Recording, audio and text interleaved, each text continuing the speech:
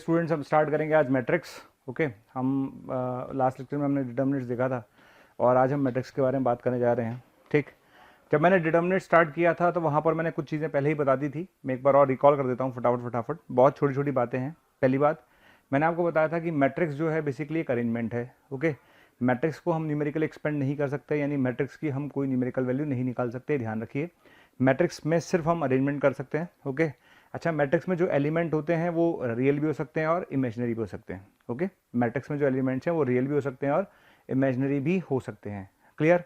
अच्छा, ऑर्डर क्या होता है? ऑर्डर हम पहले बोल चुके हैं। ऑर्डर क्या होता है? रो इनटू कॉलम होता है। किसी मैट्रिक्स का जो ऑर्डर होता है वो क्या होता है? रो इनटू कॉलम होता है। Number of rose into number of columns, ये भी हम बात कर चुके हैं। क्लियर? अच्छा, मैट्रिक्स में हम ये भी बात कर चुके हैं कि इसमें रो इक्वल टू कॉलम और row is not equal to column, दोनों पॉसिबल हैं। रो इक्वल टू कॉलम और row is not equal to column दोनों पॉसिबल हैं। तो ये सब बातें हम पहले देख चुके हैं, राइट? अच्छा, उसके बाद आता है मैट्रिक्स के टाइप पर, कि मैट्रिक्स का जो टाइप होता है। मैट्रिक्स में बहुत अलग अलग तरह की मैट्रिक्स हैं, डेफिनेशंस है छोटी छोटी। मुझे लगता नहीं कि बहुत ज़्यादा काम की हैं, बहुत छोटी छोटी सी हैं। जैसे सिंगल टोन मैट्रिक्स क्या होता है, राइट? हॉरिजॉन्टल मैट्रिक्स क्या होता है, वर्टिकल मैट्रिक्स क्या होता है। तो हम सीधा काम की बात पे चलते हैं। काम की बात क्या है हमारी, कि हमारे लिए स्क्वायर मैट्रिक्स क्या होता है, राइट? तो स्क्वायर मैट्रिक्स वो होता है जिसमें रो और कॉलम बराबर होंगे। ठीक है, स्क्वायर मैट्रिक्स क्या होगा? स्क्वायर मैट्रिक्स वो होगा जिसमें रो और कॉलम बराबर होंगे। तो एक matrix is said to be square matrix if row equals to column, यानी नंबर ऑफ रोज और नंबर ऑफ कॉलम अगर बराबर होंगे तो हम स्क्वायर मैट्रिक्स कहते हैं, राइट? अच्छा, स्क्वायर मैट्रिक्स में एक इंपॉर्टेंट टर्म आती है, वो होती है trace of a matrix, right? ये बहुत इंपॉर्टेंट टर्म है। किसी भी स्क्वायर मैट्रिक्स में अगर हमें ट्रेस निकालना है तो हम कैसे निकालेंगे? तो देखिए, ट्रेस, जैसे मान लेते हैं ए मेरे पास कोई मैट्रिक्स है, ए मेरे पास अगर कोई मैट्रिक्स है तो ट्रेस ऑफ ए क्या होता है? ट्रेस ऑफ ए होता है sum of, trace of A क्या होता है? Sum of elements of principal diagonal, sum of elements of principal diagonal. ठीक है, तो ट्रेस ऑफ ए क्या होगा? Sum of elements of principal diagonal. Principal diagonal के एलिमेंट्स का जो सम होगा ना, उसे हम बोलते हैं ट्रेस, राइट? अच्छा, ये प्रिंसिपल डायगोनल क्या होता है? जैसे मान लेते हैं एक मैट्रिक्स है मेरे पास, A11, A12, A13, A21, A22, A23, A31, A32 और A33, राइट? ये मेरे को दिख रहा होगा, ये स्क्वायर मैट्रिक्स है। अगर आपसे पूछा जाए इसका ट्रेस क्या होगा, ठीक, तो इसका ट्रेस क्या होगा? ट्रेस होगा इसके प्रिंसिपल डायगोनल के एलिमेंट्स का sum. This is known as principal diagonal, इसे हम बोलते हैं प्रिंसिपल डायगोनल। तो प्रिंसिपल डायगोनल के एलिमेंट्स का सम, प्रिंसिपल डायगोनल के एलिमेंट्स का सम। क्लियर? ये मैंने इसलिए बताया क्योंकि इस पर क्वेश्चन आ सकते हैं और आए भी हैं। तो ट्रेस पर बेस्ड अगर क्वेश्चन आता है तो आप हमेशा ध्यान रखिए कि प्रिंसिपल डायगोनल के एलिमेंट्स का जो सम होगा that is known as trace, right? इस पर मैं एक छोटा सा क्वेश्चन ले लेता हूँ, देखिए हम क्वेश्चन कैसे करेंगे इस पर अगर आता है तो। जैसे मेरे पास एक क्वेश्चन है, ए एक मैट्रिक्स है। मैट्रिक्स क्या है? अल्फा स्क्वायर 6 8, ये है 3 बीटा स्क्वायर और 9, ये है 4 5 और गामा स्क्वायर। ये मेरे पास ए मैट्रिक्स है। और बी मैट्रिक्स जो मेरे पास है वो क्या है? बी मैट्रिक्स मेरे पास है 2 अल्फा 3 5, राइट? इधर कितना आएगा? 3 2 बीटा और 9, राइट? और तीसरा मेरे पास आएगा 4 5 और 2 गामा -3। ये मेरे पास आ गया। तो ए मैट्रिक्स आपके सामने है, बी मैट्रिक्स आपके सामने है। अब आप क्वेश्चन में क्या बोल रहे हो मुझसे? आप मुझसे क्वेश्चन में बोल रहे हो कि अगर ट्रेस ऑफ ए बराबर ट्रेस ऑफ बी है, अगर ट्रेस ऑफ ए बराबर ट्रेस ऑफ बी है तो 1 by alpha plus 1 by beta plus 1 by gamma की वैल्यू क्या होगी? क्लियर? तो क्वेश्चन क्या है? क्वेश्चन ये है कि बी एक स्क्वायर मैट्रिक्स है, ये भी एक स्क्वायर मैट्रिक्स है। वो बोल रहा है कि ए का ट्रेस और जो बी का ट्रेस है वो बराबर है। तो आपको बताना है कि 1 by alpha plus 1 by beta plus 1 by gamma की वैल्यू क्या होगी। ठीक है, सबसे पहले मैं ए का ट्रेस लिख लेता हूँ। तो ए का ट्रेस क्या होगा? इन तीनों एलिमेंट्स का सम, राइट? तो ए का ट्रेस क्या हो गया? तो ए का ट्रेस हो गया भैया alpha square plus beta square plus gamma square. अच्छा, अब बात करते हैं बी के ट्रेस की। बी का ट्रेस क्या हो गया? तो बी का ट्रेस क्या हो गया? इन सब का सम, राइट? तो बी का ट्रेस क्या हो गया? 2 alpha plus 2 beta plus 2 gamma -3। ठीक है, तो ए का ट्रेस बिल्कुल क्लियर, बी का ट्रेस बिल्कुल क्लियर, राइट? अब आप बोल रहे हो दोनों बराबर हैं। अगर ये दोनों बराबर हैं तो इसको और इसको मैं इक्वल कर देता हूँ। तो alpha square plus beta square plus gamma square equals to 2 alpha plus 2 beta plus 2 gamma minus 3, right. आपने मुझसे बोला है कि इसका ट्रेस और इसका ट्रेस बराबर है, तो हमने इन दोनों के ट्रेस को बराबर कर दिया, ठीक। अब ये चीज़ इधर लेके जाएंगे, ठीक है, तो अल्फा स्क्वायर होगा। अच्छा, इस 1 को मैं 3 जगह तोड़ देता हूँ, 1 1 और 1, ठीक है। तो alpha square minus 2 alpha plus 1, alpha square minus 2 alpha plus 1 क्या बन जाएगा, अल्फा माइनस 1 का स्क्वायर, बीटा माइनस 1 का स्क्वायर, गामा माइनस 1 का स्क्वायर बराबर 0 बन गया। और 3 स्क्वायर्स का सम 0 कब होता है, 3 स्क्वायर का सम 0 तब होगा जब तीनों एक साथ 0 होंगे। तो ये चीज़ 0 होनी चाहिए, ये चीज़ 0 होनी चाहिए और ये चीज़ 0 होनी चाहिए। तो 3 स्क्वायर्स का सम 0 होगा जब तीनों 0 हो जाएंगे। तो यहाँ से alpha equals to beta equals to gamma equals to 1 आ जाएगा, क्लियर। और अगर ये चीज़ 1 1 1 आ रही है तो आपने मुझसे पूछा था क्वेश्चन में कि 1 by alpha plus 1 by beta plus 1 by gamma की वैल्यू क्या होगी, ठीक है। आपने मुझसे पूछा था कि 1 by alpha plus 1 by beta plus 1 by gamma की वैल्यू क्या होगी, तो आंसर होगा 3। कितना आंसर होगा, 3, राइट। तो आई थिंक आपको ट्रेस का मतलब समझ में आ गया होगा। हम चलते हैं आगे, ठीक। अच्छा, स्क्वायर मैट्रिक्स में कुछ पार्ट और हैं, जैसे एक डायगोनल मैट्रिक्स होता है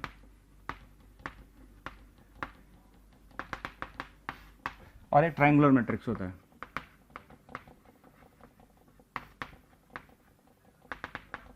ओके, इसमें 2 पार्ट है, डायगोनल मैट्रिक्स और ट्रायंगुलर मैट्रिक्स, ठीक।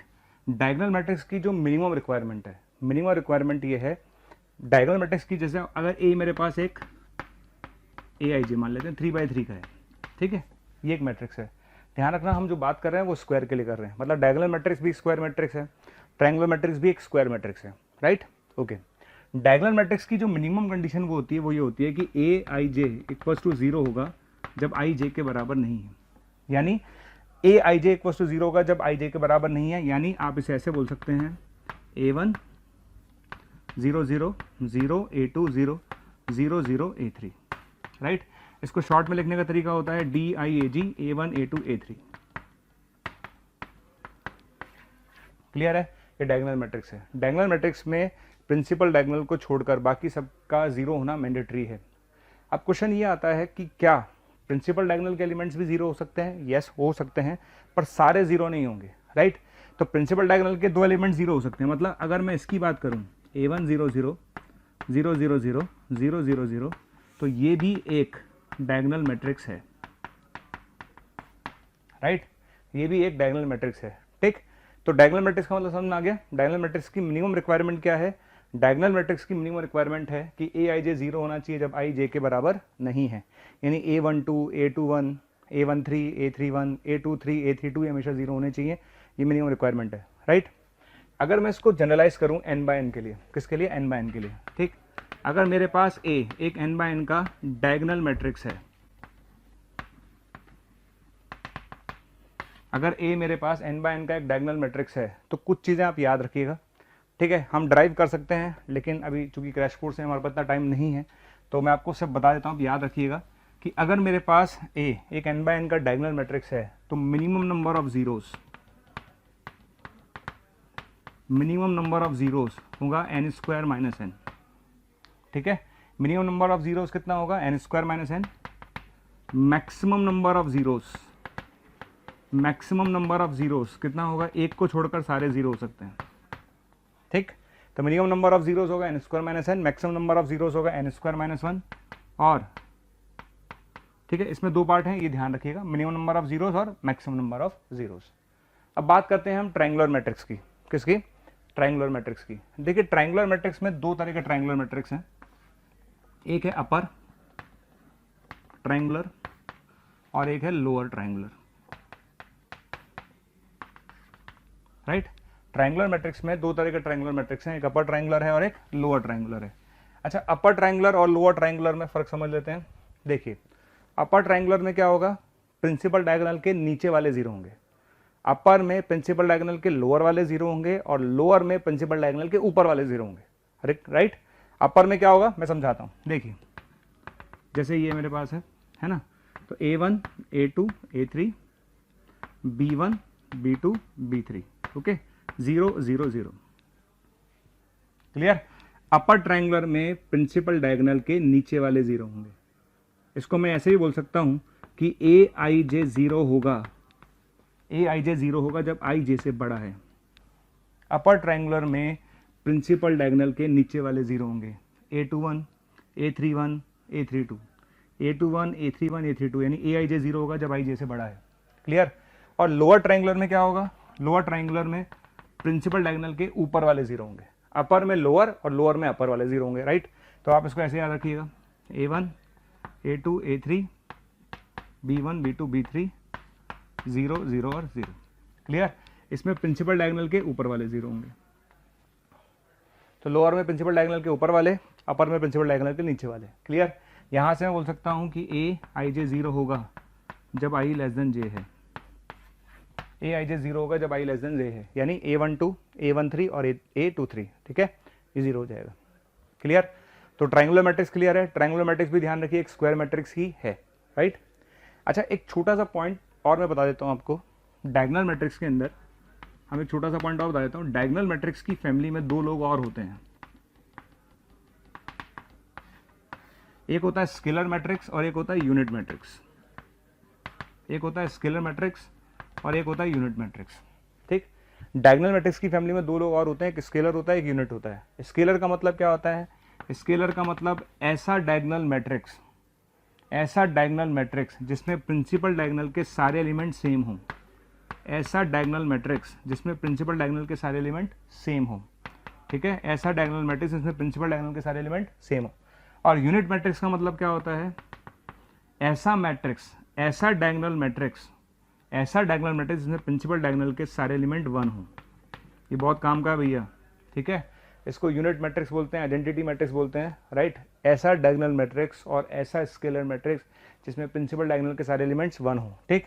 ये 3/3 का, इसको I3 से रिप्रेजेंट करते हैं। अगर ये 2/2 का होता तो फिर हम इसे रिप्रेजेंट करते इस तरह से, राइट। तो ये अपने पास क्या है, ये भी आप ध्यान रखिए, एक डायगोनल मैट्रिक्स है और ये भी अपने पास एक डायगोनल मैट्रिक्स है, ठीक। अब बात आती है equality of to matrices, equality of to matrices. हम बात करते हैं इक्वलिटी ऑफ टू मैट्रिसेस कि दो मैट्रिक्स इक्वल कब होंगे, ठीक। देखिए, दो मैट्रिक्स का इक्वल होने की जो पहली शर्त है, दोनों के ऑर्डर सेम होने चाहिए। मतलब मैं 2/2 को 2/2 को 3/3 के बराबर नहीं कर पाऊंगा, 2/2 को मैं 2/2 के ही बराबर कर पाऊंगा, राइट। तो पहली बात, दो मैट्रिक्स A और B are said to be equal. दो मैट्रिक्स इक्वल कब कहलाएंगे, पहला, उनके ऑर्डर सेम होने चाहिए, ऑर्डर मस्ट बी सेम। क्या सेम होना चाहिए, ऑर्डर सेम होना चाहिए, राइट। दूसरी बात पता है क्या है, दूसरी बात है कि अगर मान लेते हैं A मेरा AIJ है और B मेरा BIJ है, ठीक है।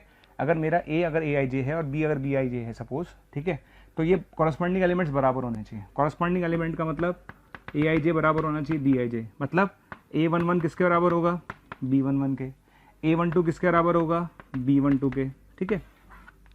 तो दो मैट्रिक्स इक्वल कब होंगे, जब उनका ऑर्डर सेम होगा, पहली शर्त, और कॉरस्पॉन्डिंग एलिमेंट्स बराबर होंगे।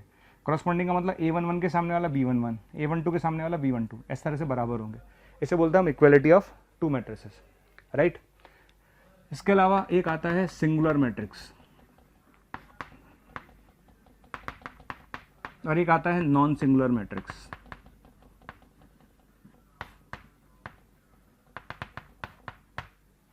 देखिए, सिंगुलर मैट्रिक्स क्या कहलाते हैं, हम लोग जब डिटर्मिनेंट्स पढ़ रहे थे तब मैंने आपको एक बात बोली थी कि किसी भी मैट्रिक्स का डिटर्मिनेंट कब एग्जिस्ट करेगा, जब वो स्क्वायर मैट्रिक्स हो, यानी केवल और केवल स्क्वायर मैट्रिक्स का ही डिटर्मिनेंट एग्जिस्ट करता है, राइट, ओके। अब any square matrix is said to be singular, ठीक है, any square matrix A is said to be singular, A जो होगा is said to be singular, इसको हम सिंगुलर मैट्रिक्स बोलेंगे, okay. A said to be singular अगर उसका determinant zero हो जाए, क्लियर। अगर किसी मैट्रिक्स का डिटर्मिनेंट अगर जीरो हो जाता है स्क्वायर मैट्रिक्स का, तो उसे हम बोलते हैं सिंगुलर मैट्रिक्स, ठीक। और A said to be non singular, A कब नॉन सिंगुलर कहलाएगा, जब उसका डिटर्मिनेंट जीरो नहीं होगा। इस पर अगर मुझे बहुत छोटा क्वेश्चन पूछना है तो मैं पूछ सकता हूँ कि मैं आपसे बोल दूँ यार कि भाई A is a singular matrix, तो कुछ नहीं करना, डिटर्मिनेंट जीरो कर दीजिएगा। मैं बोलता हूँ कि A इज नॉन सिंगुलर, तो आप determinant not equal to zero कर दीजिएगा, राइट। तो ये वाला जो पार्ट आप देख रहे हैं ना, ये बहुत बेसिक चल रहा है अभी। इसका चलते हैं ऐड कैसे करेंगे, तो addition and subtraction, addition and subtraction. Addition and subtraction. ठीक, अब बात आती है दो मैट्रिक्स को हम ऐड कैसे करेंगे। ओके, देखिए जब हम दो मैट्रिक्स को ऐड करते हैं या सब्ट्रैक्ट करते हैं, पहली शर्त ऑर्डर सेम होना चाहिए, ये ध्यान रखें। तो ऑर्डर सेम होना चाहिए, और दूसरी बात आप कॉरस्पॉन्डिंग एलिमेंट्स को ऐड करते जाइए, सब्ट्रैक्ट करते जाइए। कैसे? जैसे मान लेते हैं ये है, ये मेरे पास है A11 A12, ओके, A21 और A22, ये एक मैट्रिक्स है। दूसरा मैट्रिक्स मेरे पास प्लस है या माइनस है, जो भी आप देख लीजिएगा, फर्क नहीं पड़ रहा है। ओके, ये एक मैट्रिक्स A है, ये एक मैट्रिक्स B है। मैं चाहता हूँ इनको ऐड करूँ या सब्ट्रैक्ट करूँ, तो क्या करना है? कुछ नहीं है आपको सिंपली A11 लिखना, प्लस है तो प्लस, माइनस है तो माइनस। A12 लिखना, प्लस है तो प्लस, माइनस है तो माइनस। A21 प्लस है तो प्लस, माइनस है तो माइनस। और A22 प्लस है तो प्लस, माइनस है तो माइनस। क्लियर? सिंपल, कुछ नहीं करना, कॉरस्पॉन्डिंग्स को ऐड करते जाइए, सब्ट्रैक्ट करते जाइए। कॉरस्पॉन्डिंग को क्या करेंगे? ऐड करेंगे या सब्ट्रैक्ट करेंगे, राइट? तो जैसे कॉरस्पॉन्डिंग एलिमेंट्स को ऐड करिए या सब्ट्रैक्ट करवाए तो सब्ट्रैक्ट करते जाइए, राइट? अच्छा, एडिशन और सब्ट्रैक्शन की अगर मैं बात करूं तो उसकी कुछ प्रॉपर्टीज़ होती हैं। तो उसकी प्रॉपर्टीज़ क्या हैं? पहली प्रॉपर्टी, A प्लस बी और B प्लस ए बराबर आएगा। A प्लस बी और B प्लस ए क्या आएगा? बराबर आएगा। इसे बोलते हैं हम कम्यूटेटिव लॉ। क्लियर? आपने A में B मैट्रिक्स को ऐड किया है, आपने B में A को ऐड किया, बात बराबर है, कोई फर्क नहीं पड़ेगा। दूसरी बात, आप A प्लस बी करके प्लस C करें या A plus B plus C करें, कोई फर्क नहीं पड़ेगा, एसोसिएटिव। ध्यान रखना, एडिशन पॉसिबल होना चाहिए। ये बात हम तब कर पा रहे हैं जब ABC इस तरह से हो कि एडिशन पॉसिबल हो, राइट? तो A प्लस बी प्लस ए के बराबर होगा, कम्यूटेटिव होगा। अगर ऐसा होगा तो एसोसिएटिव होगा। तो एसोसिएटिव प्रॉपर्टीज़ को भी फॉलो करता है और कम्यूटेटिव प्रॉपर्टीज़ को भी क्या करता है? फॉलो करता है, राइट?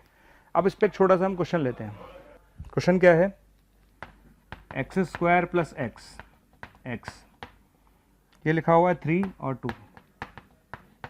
इधर आ जाइए, इधर क्या लिखा हुआ है? 0 -1 1 माइनस एक्स और एक्स। अच्छा, बराबर में क्या लिखा हुआ है? 0 0 -2 और 1। ओके, आप मुझसे क्या पूछ रहे हैं? आपने मुझसे पूछा है कि एक्स बताओ, एक्स क्या होगा। ये क्वेश्चन आपने दे दिया, राइट? अब स्टार्ट करते हैं, क्वेश्चन कैसे करेंगे। हमने इस क्वेश्चन को स्टार्ट किया, हमने दोनों को पहले ऐड कर दिया। सबसे पहले मैं इन दोनों को ऐड कर देता हूँ। तो मैंने इन दोनों को ऐड कर दिया, ठीक है? तो एक्स स्क्वायर प्लस एक्स आ गया और एक्स माइनस 1 आ गया, ओके, 4 माइनस एक्स आ गया और एक्स प्लस 2 आ गया। अच्छा, बराबर में क्या आ गया? बराबर में आ गया 0 -2 0 और 1 आ गया, ठीक? ऐड करने के बाद अब चूंकि ये दोनों मैट्रिक्स बराबर हैं, यानी लॉ इक्वलिटी वाला फंडा लग जाएगा कि कॉरस्पॉन्डिंग एलिमेंट्स को हम बराबर करते जाते हैं, राइट है? तो मैंने क्या किया? इस एलिमेंट को बराबर करूंगा 0 के, बिल्कुल ठीक। इस एलिमेंट को बराबर करूंगा इसके, ये भी ठीक है। इस एलिमेंट को बराबर करूंगा इसके, बिल्कुल ठीक। और इस एलिमेंट को बराबर करूंगा इसके। आ गया? तो यहां से x की दो वैल्यू आ रही हैं, 0 और -1। यहां से x की वैल्यू आ रही है -1, यहां से x की वैल्यू आ रही है 4 और यहां से x की वैल्यू आ रही है -1, राइट? मैं हर साल ये क्वेश्चन क्लास में कराता हूँ और आप मान के चलिए 80% बच्चे इस क्वेश्चन का आंसर -1 देते हैं। -1 इस क्वेश्चन का आंसर नहीं है, गलत है। क्योंकि अगर मैं x की वैल्यू -1 लेता हूँ, बच्चा कह रहा है 4 में से 3 जगह तो -1 आ रहा है, नहीं, हमें x की वो वैल्यू चाहिए जिस पर ये दोनों मैट्रिक्स इक्वल हो जाएं। अगर मैं x की वैल्यू -1 लेता हूँ, अगर मैंने x की वैल्यू -1 यहाँ ले ली, तो आपको देखिए क्या मिलेगा। आपको मिलेगा यहाँ पर 0, यहाँ पर मिलेगा -2, आपको मिलेगा 5 और यहाँ मिलेगा 1। क्या ये दोनों बराबर हैं? ये बराबर नहीं है। क्लियर है? इसलिए ध्यान रखिए, आपको x की वो वैल्यू चाहिए जो चारों में कॉमन आती, और चारों में कोई कॉमन वैल्यू नहीं है, इसलिए इस क्वेश्चन का आंसर होगा 5। क्या आंसर होगा? 5, ठीक?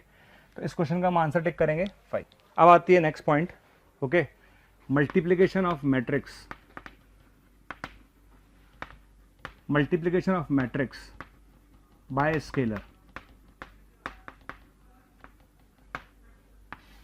Multiplication of matrix bye scalar, okay. अच्छा, किसी भी मैट्रिक्स को हम किसी स्केलर यानी कांस्टेंट क्वांटिटी से मल्टीप्लाई करेंगे तो क्या होगा? जब हम डिटर्मिनेंट्स पढ़ रहे थे तब मैंने बोला था कि अगर हम किसी कांस्टेंट से मल्टीप्लाई करते हैं तो वो कांस्टेंट जो होगा किसी एक रो के एलिमेंट से मल्टीप्लाई होगा या एक कॉलम के एलिमेंट से मल्टीप्लाई होगा। लेकिन मैट्रिक्स के अंदर क्या होगा? जब हम मैट्रिक्स में किसी मैट्रिक्स को, जैसे मान लेते हैं ये मेरी मैट्रिक्स है,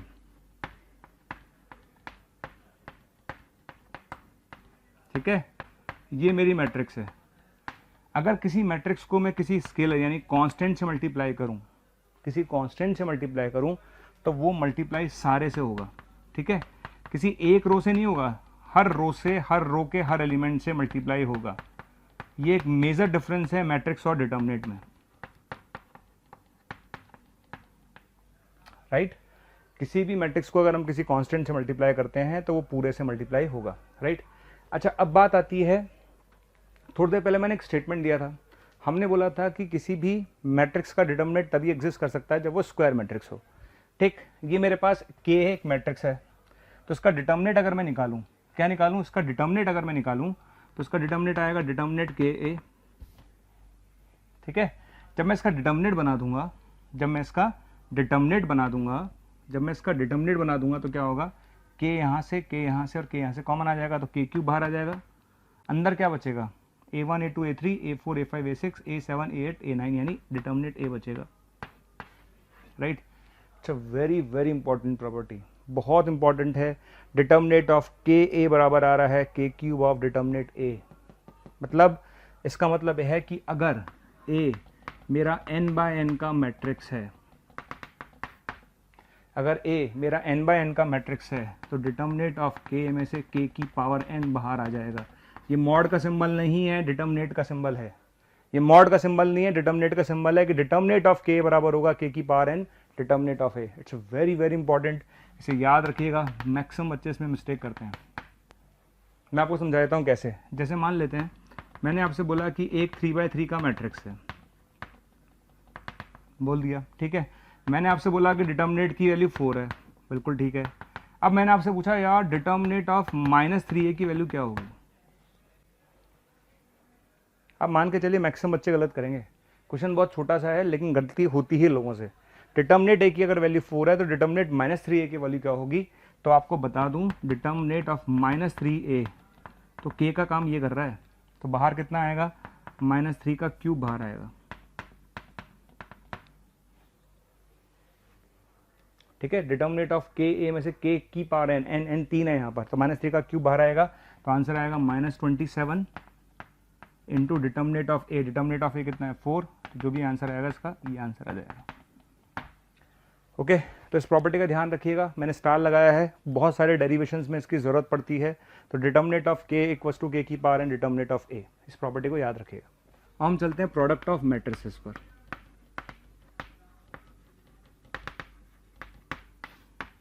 राइट, अब बात आती है कि दो मैट्रिक्स को हम कैसे मल्टीप्लाई कर सकते हैं।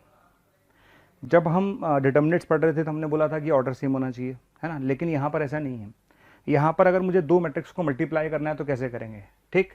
अगर ए मेरे पास m/n का एक मैट्रिक्स है और b अगर मेरे पास p क्रॉस q का एक मैट्रिक्स है, ठीक। अगर a m/n का मैट्रिक्स है और b p क्रॉस q का मैट्रिक्स है तो ए बी एग्जिस्ट करेगा इफ, ए बी एग्जिस्ट करेगा इफ पहले वाले में नंबर ऑफ कॉलम दूसरे वाले में नंबर ऑफ रोज के बराबर हो। पहले वाले मैट्रिक्स में नंबर ऑफ कॉलम दूसरे वाले मैट्रिक्स में नंबर ऑफ रोज के बराबर हो, यानी n = p होगा, तो आपका ए बी एग्जिस्ट करेगा। क्लियर है।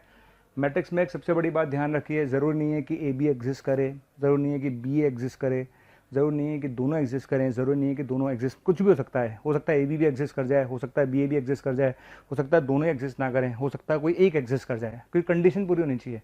और कंडीशन क्या है, कंडीशन है कि पहले वाले मैट्रिक्स में नंबर ऑफ कॉलम दूसरे वाले मैट्रिक्स में नंबर ऑफ रोज के बराबर होने चाहिए, ठीक है।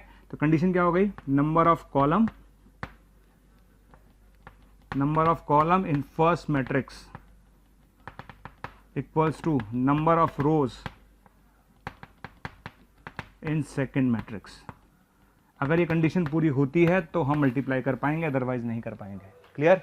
तो दो मैट्रिक्स को मल्टीप्लाई तभी कर सकते हैं जब पहले में नंबर ऑफ कॉलम दूसरे वाले में नंबर ऑफ रोज के बराबर हो। क्लियर है, ओके। अच्छा, दूसरी बात, यहाँ से कुछ चीज़ें मैं से बोल देता हूँ मैं, आप समझ लीजिएगा। जैसे जनरली ए बी और बी ए बराबर नहीं होंगे, जनरली ए बी और बी ए बराबर नहीं होंगे। मैंने जनरली बोला है, ऑलवेज नहीं बोला है, ठीक है। तो ध्यान रखें, जनरली का मतलब मैक्सिमम केसेज में अगर आप ए बी और बी ए निकालेंगे तो अलग अलग आएंगे। क्योंकि कुछ केसेस में तो हो सकता है ए बी एग्जिस्ट करे, बी एग्जिस्ट ही नहीं कर रहा है ना। तो यानी जो मल्टीप्लिकेशन जो लॉ है वो जनरली कम्यूटेटिव को फॉलो नहीं करता, राइट। ओके, इसके अलावा एक चीज़ और, ये पॉइंट मुझे बहुत इंपॉर्टेंट लगता है। अगर ए और बी दो मैट्रिक्स हैं, ओके, ए और बी दो मैट्रिक्स हैं और ए बी भी एग्जिस्ट कर रहा है और बी ए भी एग्जिस्ट कर रहा है। ए और बी दो मैट्रिक्स हैं, ए बी भी एग्जिस्ट कर रहा है और बी ए भी एग्जिस्ट कर रहा है, ठीक है। तो ए प्लस बी का स्क्वायर क्या होगा? तो ए प्लस बी का स्क्वायर क्या होगा? बच्चा बोलता है A square plus 2ab plus B square, बिल्कुल गलत। चैप्टर का नाम मैट्रिक्स है, मैट्रिक्स में ए बी और बी ए जनरली बराबर नहीं होते। तो जब भी आप ए प्लस बी का स्क्वायर लिखें तो क्या लिखेंगे आप? A square plus A B plus B A plus B square. This is the right way and that is the wrong way. Clear? क्योंकि मैट्रिक्स में ए बी और बी ए बराबर नहीं है। इसी तरह से अगर आपसे पूछा जाए कि भैया ए माइनस बी का स्क्वायर क्या होगा, तो A square minus A B minus B A और माइनस बी स्क्वायर, राइट। तो आप ध्यान रखिएगा ए प्लस बी स्क्वायर, तो ये अपने पास आ जाएगा। इसका ध्यान रखिएगा आप लोग कि किस तरह से अपन को ध्यान रखना है कि मैट्रिक्स में जनरली जब ए माइनस बी का स्क्वायर लिखना है या ए प्लस बी का स्क्वायर लिखना है तो ये नहीं कि भावनाओं में बह जाएं और भावनाओं में बहकर A square plus 2ab plus B square रटा हुआ चला आ रहा सालों से, नहीं, ऐसा नहीं भैया। चैप्टर का नाम क्या है? Matrix, right. चलिए अब बात करते हैं क्वेश्चंस किस तरह से करेंगे। हाँ, एक चीज़ और मैं बता दूं उसमें लगी आती, अगर ए स्क्वायर मैट्रिक्स है, अगर ए एक स्क्वायर मैट्रिक्स है, ओके, अगर ए एक स्क्वायर मैट्रिक्स है तो ए स्क्वायर क्या होगा? ए स्क्वायर होगा ए इंटू ए। क्लियर है? ए क्यूब क्या होगा? डियर स्टूडेंट, हज़ारों स्टूडेंट्स डेली हमारा वीडियो देख रहे हैं, उसे पसंद कर रहे हैं, लाइक कर रहे हैं। अगर आप भी चाहते हैं कि आपको और वीडियो देखने को मिलें तो आपको सिर्फ इतना करना है, डिस्क्रिप्शन में जो लिंक दे रखा है उस लिंक पर क्लिक करना है और आप वहां पर जाकर अपना एनरोलमेंट सुनिश्चित कर सकते हैं। अगर आप चाहते हैं कि अगर आपके डाउट्स भी सॉल्व हो, आपको कोर्स भी अवेलेबल हो, स्टडी मटेरियल भी अवेलेबल हो, तो आपको सिंपली आपको करना क्या है? आपको हमारा प्रीमियम कोर्स लेना है। जैसे ही आप हमारा प्रीमियम कोर्स लेंगे उसके अंदर आपको डाउट सॉल्विंग मिलेगा, आपको स्टडी मटेरियल मिलेगा, आपको टीचर्स के वीडियो लेक्चर्स मिलेंगे, यानी आपको हर चीज़ अवेलेबल होगी जो कॉम्पिटिटिव एग्जाम की तैयारी के लिए इंपॉर्टेंट है। तो आप लोगों से मेरी रिक्वेस्ट है कि आप इसे ज़रूर लें। ए स्क्वायर इंटू ए, ठीक है। ए फोर क्या होगा? ए क्यूब इंटू ए। क्लियर? लेकिन सिर्फ स्क्वायर मैट्रिक्स की बात हो रही है। अगर स्क्वायर मैट्रिक्स है तो ए स्क्वायर होगा इंटू ए क्यूब होगा ए स्क्वायर इंटू ए फोर होगा ए क्यूब इंटू ए, ऐसे आप निकाल सकते हैं, राइट। इसके अलावा ये भी ध्यान रखिए, आई निकालें, आई स्क्वायर निकालें, आई क्यूब निकालें, आई की पावर एन निकालें, सब आई आएगा। यूनिट मैट्रिक्स का स्क्वायर करें, क्यूब करें, कोई फ़र्क नहीं पड़ता, ठीक। इस बात का ध्यान रखिएगा। इसके अलावा एक और क्वेश्चन जो पूछा गया है, वो पूछा गया था कि अगर ए बी इक्वल्स टू 0 आ जाए, अगर दो मैट्रिक्स का प्रोडक्ट 0 आ जाए, इसका क्या मतलब है? क्लियर? अगर दो मैट्रिक्स का प्रोडक्ट 0 आ जाता है तो ज़रूरी नहीं है कि ए 0 और बी 0। क्लियर? अगर दो मैट्रिक्स का प्रोडक्ट 0 आ जाए तो ज़रूरी नहीं है कि ए 0 या बी 0 हो, उनके बिना 0 हुए भी 0 आ सकता है। क्लियर है? जैसे कैसे?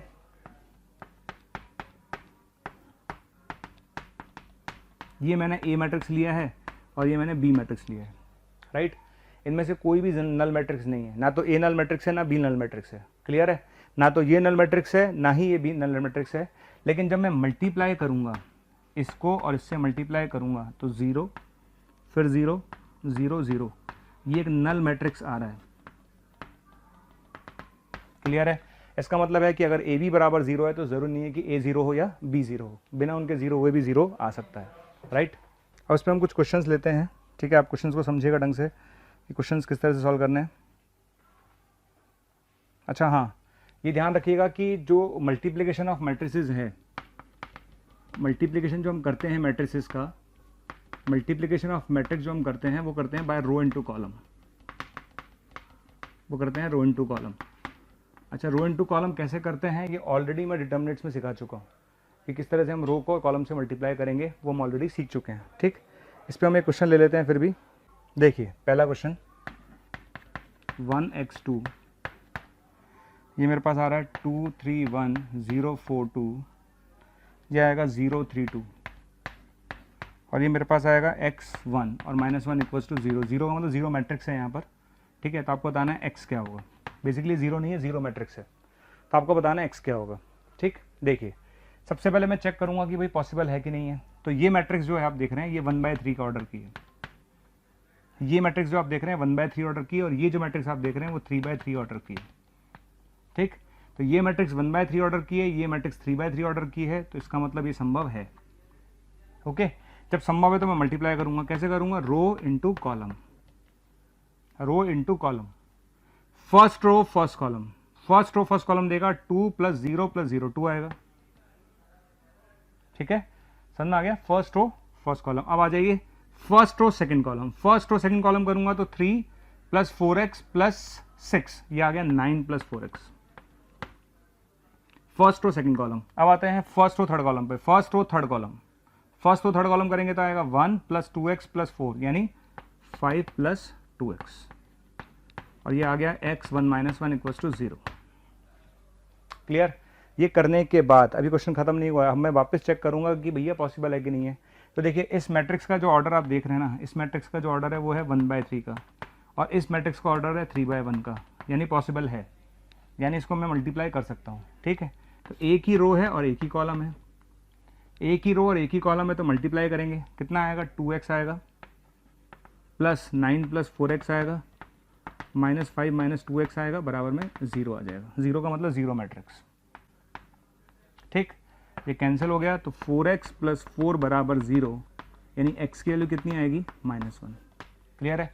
तो इस क्वेश्चन का आंसर हम टिक करेंगे -1। नेक्स्ट क्वेश्चन देखते हैं। नेक्स्ट क्वेश्चन में हमारे पास है a = cos α - sin α, sin α और cos α, ओके। और यहाँ लिखा है अल्फा बिलोंग्स टू r।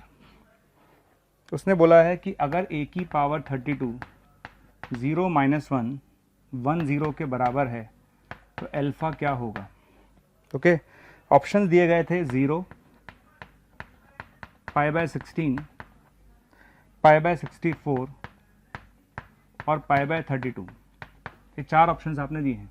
अब अगर मैं जैसे मैं आपको बताऊं, कुछ क्वेश्चंस अभी 2019 में भी जेईई का पेपर आया है, इवन आईआईटी में जो क्वेश्चंस आए थे, 2013 में भी क्वेश्चन आया था। हायर पावर के जो क्वेश्चंस आते हैं उसमें बच्चा कैसे कनेक्ट करेगा? जैसे मैंने आपको ए दे दिया और ए दे के मैंने पूछा ए की पावर 50 बताओ। अब यार ए की पावर 50 निकालने तो हम बैठे नहीं है ना। तो हायर पावर के जो क्वेश्चन है उसमें हम क्या करेंगे? उसमें हम जनरली क्या करते हैं, a² निकालें, a³ निकालें, और जनरली बोला है क्योंकि हमेशा नहीं बोल सकते, लेकिन जनरली जो क्वेश्चन की जो सेटिंग की होती है वो इस तरह से होती है कि उसके बाद एक कुछ सीरीज बन रही होती है बेसिकली, यानी एक फिक्स रूल फॉलो होता है। a² को देखेंगे, a³ को देखेंगे, तो उसमें कुछ फिक्स रूल सा फॉलो हो रहा होगा, उसको देखकर आप डायरेक्टली रिजल्ट लिख सकते हैं, राइट। जैसे यहाँ पर मेरे को a की पावर 32 दे रखा है, तो पहले मैं a² निकालूंगा। क्या निकालूंगा? a²। तो cos α - sin α, ठीक है, sin α cos α, ये लिखेंगे cos α - sin α, sin α और cos α, ठीक। इसको मल्टीप्लाई कर लेते हैं, रो इंटू कॉलम से करें।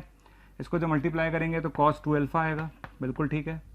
इसको मल्टीप्लाई करेंगे तो माइनस का sin 2α आएगा, ये भी ठीक है। इसको इससे मल्टीप्लाई करेंगे तो sin 2α आएगा, राइट, और ये आएगा cos 2α। ये आपका a² आ गया। क्लियर है?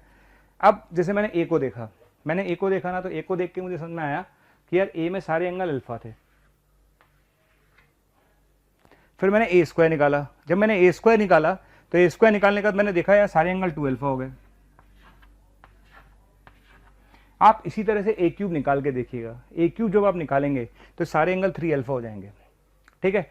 तो जब मुझे a² निकाला 2α हुए, a³ निकालेंगे 3α होगा। इसका मतलब मैं जनरलाइज कर सकता हूं कि हाँ a की पावर 32 जो है मेरा क्या आने वाला है, तो a की पावर 32 मेरा आएगा cos 32α माइनस का sin 32α sin 32α और cos 32α। क्लियर? ये आ गया। और ये किसके बराबर है? 0 - 1 और 1 और 0 के बराबर है, ठीक। इक्वेट कर दीजिए, आंसर आ जाएगा। तो जब आप इसको इक्वेट करेंगे तो cos 32α 0 और sin 32α 1, ठीक है। आप कंपेयर कर लीजिए, इक्वलिटी लॉ लगा लीजिएगा, तो ये चीज़ बराबर 0, ये चीज़ बराबर 1 हो जाएगी। cos 0 कब आ सकता है? π/2 पर, साइन 1 कब आ सकता है, π/2 पर। तो अल्फा की कॉमन वैल्यू कितनी आएगी, π/64, राइट। तो इस क्वेश्चन का आंसर टिक करेंगे हम सी। ओके, ऐसे बहुत सारे क्वेश्चंस आपको मिल जाएंगे जिसमें ए की पावर 2013 पूछा था आईटी ने, ए की पावर n पूछा है किसी ने। ओके, तो ऐसे क्वेश्चन में a² निकालें, a³ निकालें और उसके बाद उसको जनरलाइज करते हैं, तो वहाँ से आपको क्वेश्चन का आइडिया लग जाएगा कि हाँ भाई इसमें ये जाने वाला है। अब हम चलते हैं नेक्स्ट क्वेश्चन की तरफ। नेक्स्ट क्वेश्चन देखिए आप लोग। नेक्स्ट क्वेश्चन क्या है, नेक्स्ट क्वेश्चन है 1011 1021 and so on 10n1 equals to कितना लिखा हुआ है 101378। आपने पूछा है n क्या होगा, ये आपका क्वेश्चन है, n belongs to natural number, ठीक है। अच्छा, ये क्वेश्चन आपने पूछ लिया मुझसे। अच्छा, ये 1011 है, 1021 है, यहाँ पर 1031 भी आएगा डेफिनेटली, और क्वेश्चन इस तरह से बना हुआ है। ओके, अब हम सबसे पहले क्या करेंगे, दो के पेयर बना के मल्टीप्लाई करेंगे। दो के पेयर का मतलब पहले मैं इन दोनों को मल्टीप्लाई कर लेता हूँ, ठीक। तो मैंने इन दोनों को मल्टीप्लाई करा, कैसे करेंगे, इसको कर देते हैं रो इनटू कॉलम, कर दिया तो ये 1 आ गया। इसको मल्टीप्लाई करेंगे तो 1 + 2 आएगा, इसको मल्टीप्लाई करेंगे तो 0 आएगा, इसको मल्टीप्लाई करेंगे तो 1 आएगा, ठीक। अब ये आने के बाद अब इसको इससे मल्टीप्लाई करेंगे,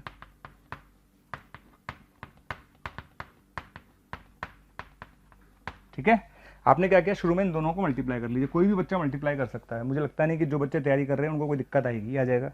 फिर अब मैं इसको इससे मल्टीप्लाई करूंगा, ठीक।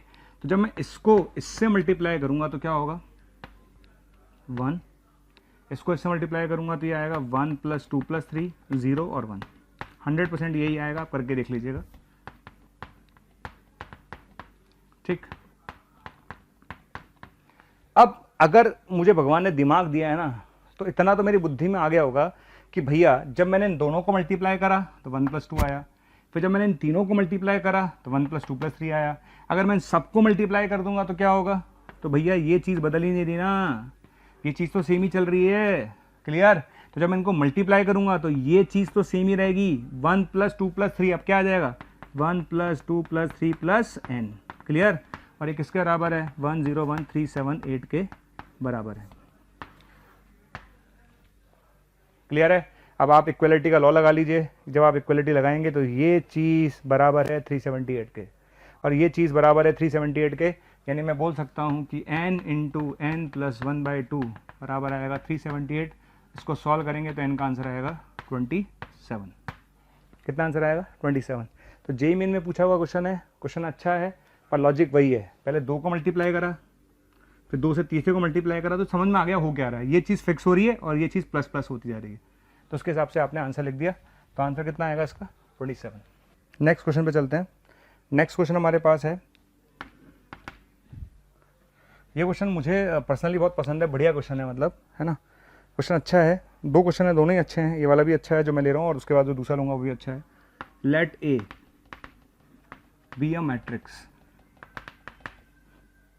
such that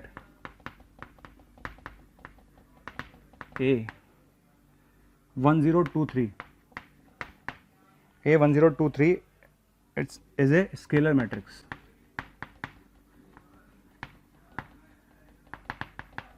ओके, एंड उसने ये भी बोला है कि डिटर्मिनेंट ऑफ 3A 108 के बराबर है। तो आपको बताना है कि A² की वैल्यू क्या होगी। उसने बोला let A be a matrix such that a × 1023 is a scalar matrix and determinant of 3a = 108 है, तो a² की वैल्यू क्या होगी, राइट है। 4 ऑप्शंस उन्होंने दिए थे, 36 0 -32 4, दूसरा ऑप्शन उन्होंने दिया है 4 -32 0 और 36, सी ऑप्शन जो उन्होंने दिया है वो दिया है 4 0 -32 और 36, और डी ऑप्शन जो दिया है उन्होंने वो दिया है 36 -32 0 और 4, ठीक है। अब क्वेश्चन को पढ़ते हैं, क्या कह रहा है, वो कह रहा है कि यार एक मैट्रिक्स है और इस तरह से है कि ये जो प्रोडक्ट आप देख रहे हैं ये प्रोडक्ट एक स्केलर मैट्रिक्स है। क्या है, एक स्केलर मैट्रिक्स है। तो सबसे पहले एक काम करते हैं ना यार, भाई स्केलर मैट्रिक्स की डेफिनेशन तो मैंने आज ही बताई है और ए मुझे निकालना है, तो एक काम करते हैं, ए को मैं मान लेता हूं ABCD, ठीक है। 2/2 में सबसे बेस्ट है ABCD मान लो आप। तो ABCD मानने के बाद ABCD और ये आएगा अपने पास 1023 ओके और इन दोनों का प्रोडक्ट एक स्केलर मैट्रिक्स है, ऐसा उसने बोला है, इन दोनों का प्रोडक्ट एक स्केलर मैट्रिक्स है, तो मैंने स्केलर मैट्रिक्स अपने हिसाब से लिख लिया, राइट।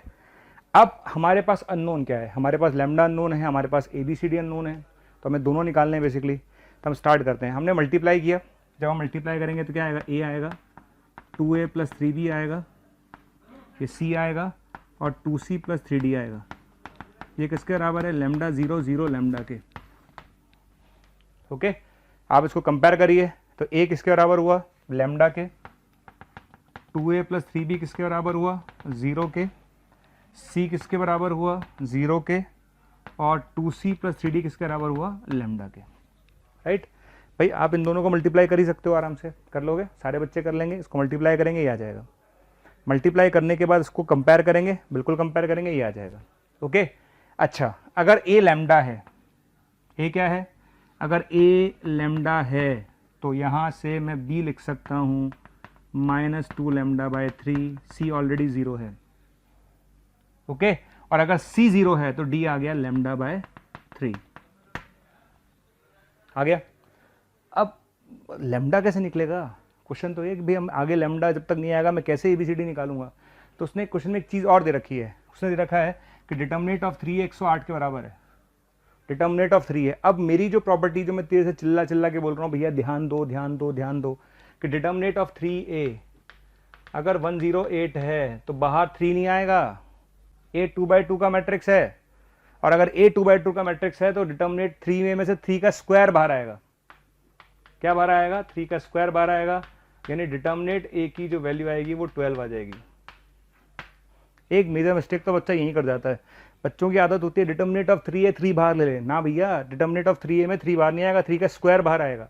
तो डिटर्मिनेट A की वैल्यू कितनी आ गई, 12, राइट। और डिटर्मिनेट A है क्या, डिटर्मिनेट A है क्या, ये तो A है ना, तो डिटर्मिनेट ऑफ A है क्या, AD - BC, क्या है, AD - BC। तो AD - BC जो है वो 12 के बराबर है, ठीक है, AD - BC 12 के बराबर है। तो A आप रख दीजिए लैम्डा, D रख देंगे, तो λ²/3 माइनस बराबर 12 आ जाएगा, तो लैम्डा की वैल्यू आएगी +-6, क्या आ गई, लैम्डा की वैल्यू +-6 आ जाएगी। और मैं आपको बता दूं इस क्वेश्चन में चाहे आप लैम्डा 6 लेके चलें चाहे आप -6 लेके चलें, आंसर पे कोई फर्क नहीं आएगा। तो अगर मैं लैम्डा = 6 ले लेता हूं, तो लैम्डा अगर मैं 6 लूंगा तो A की वैल्यू 6 आएगी, B की वैल्यू जो आएगी वो -4 आएगी, C की वैल्यू 0 आएगी और D की वैल्यू 2 आएगी, राइट।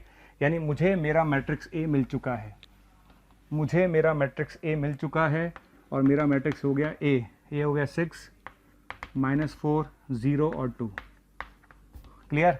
आपने मुझसे पूछा है A² निकालो, क्या निकालो, A² तो 6 -4 0 2, 6 -4 0 2, इसको निकाल लेते हैं, यह आएगा 36, बिल्कुल ठीक, और यह आएगा -32, बिल्कुल ठीक है, यह आएगा 0, करेक्ट है, और यह आएगा 4। यानी इस क्वेश्चन का आंसर टिक करेंगे हम A। जेईई मेन के हिसाब से तो अच्छा क्वेश्चन था ये। तो आपको इस क्वेश्चन में बहुत सारी चीज़ें सीखने को मिलेंगी, क्या कि पहली बात तो स्केलर मैट्रिक्स क्या लेके चलना था, ये लेके चलना था, मल्टीप्लाई कर लिया। उसके बाद जो ये डिटर्मिनेट 3 वाली लाइन है ना, ये बहुत इंपॉर्टेंट है, इसका ध्यान रखिएगा।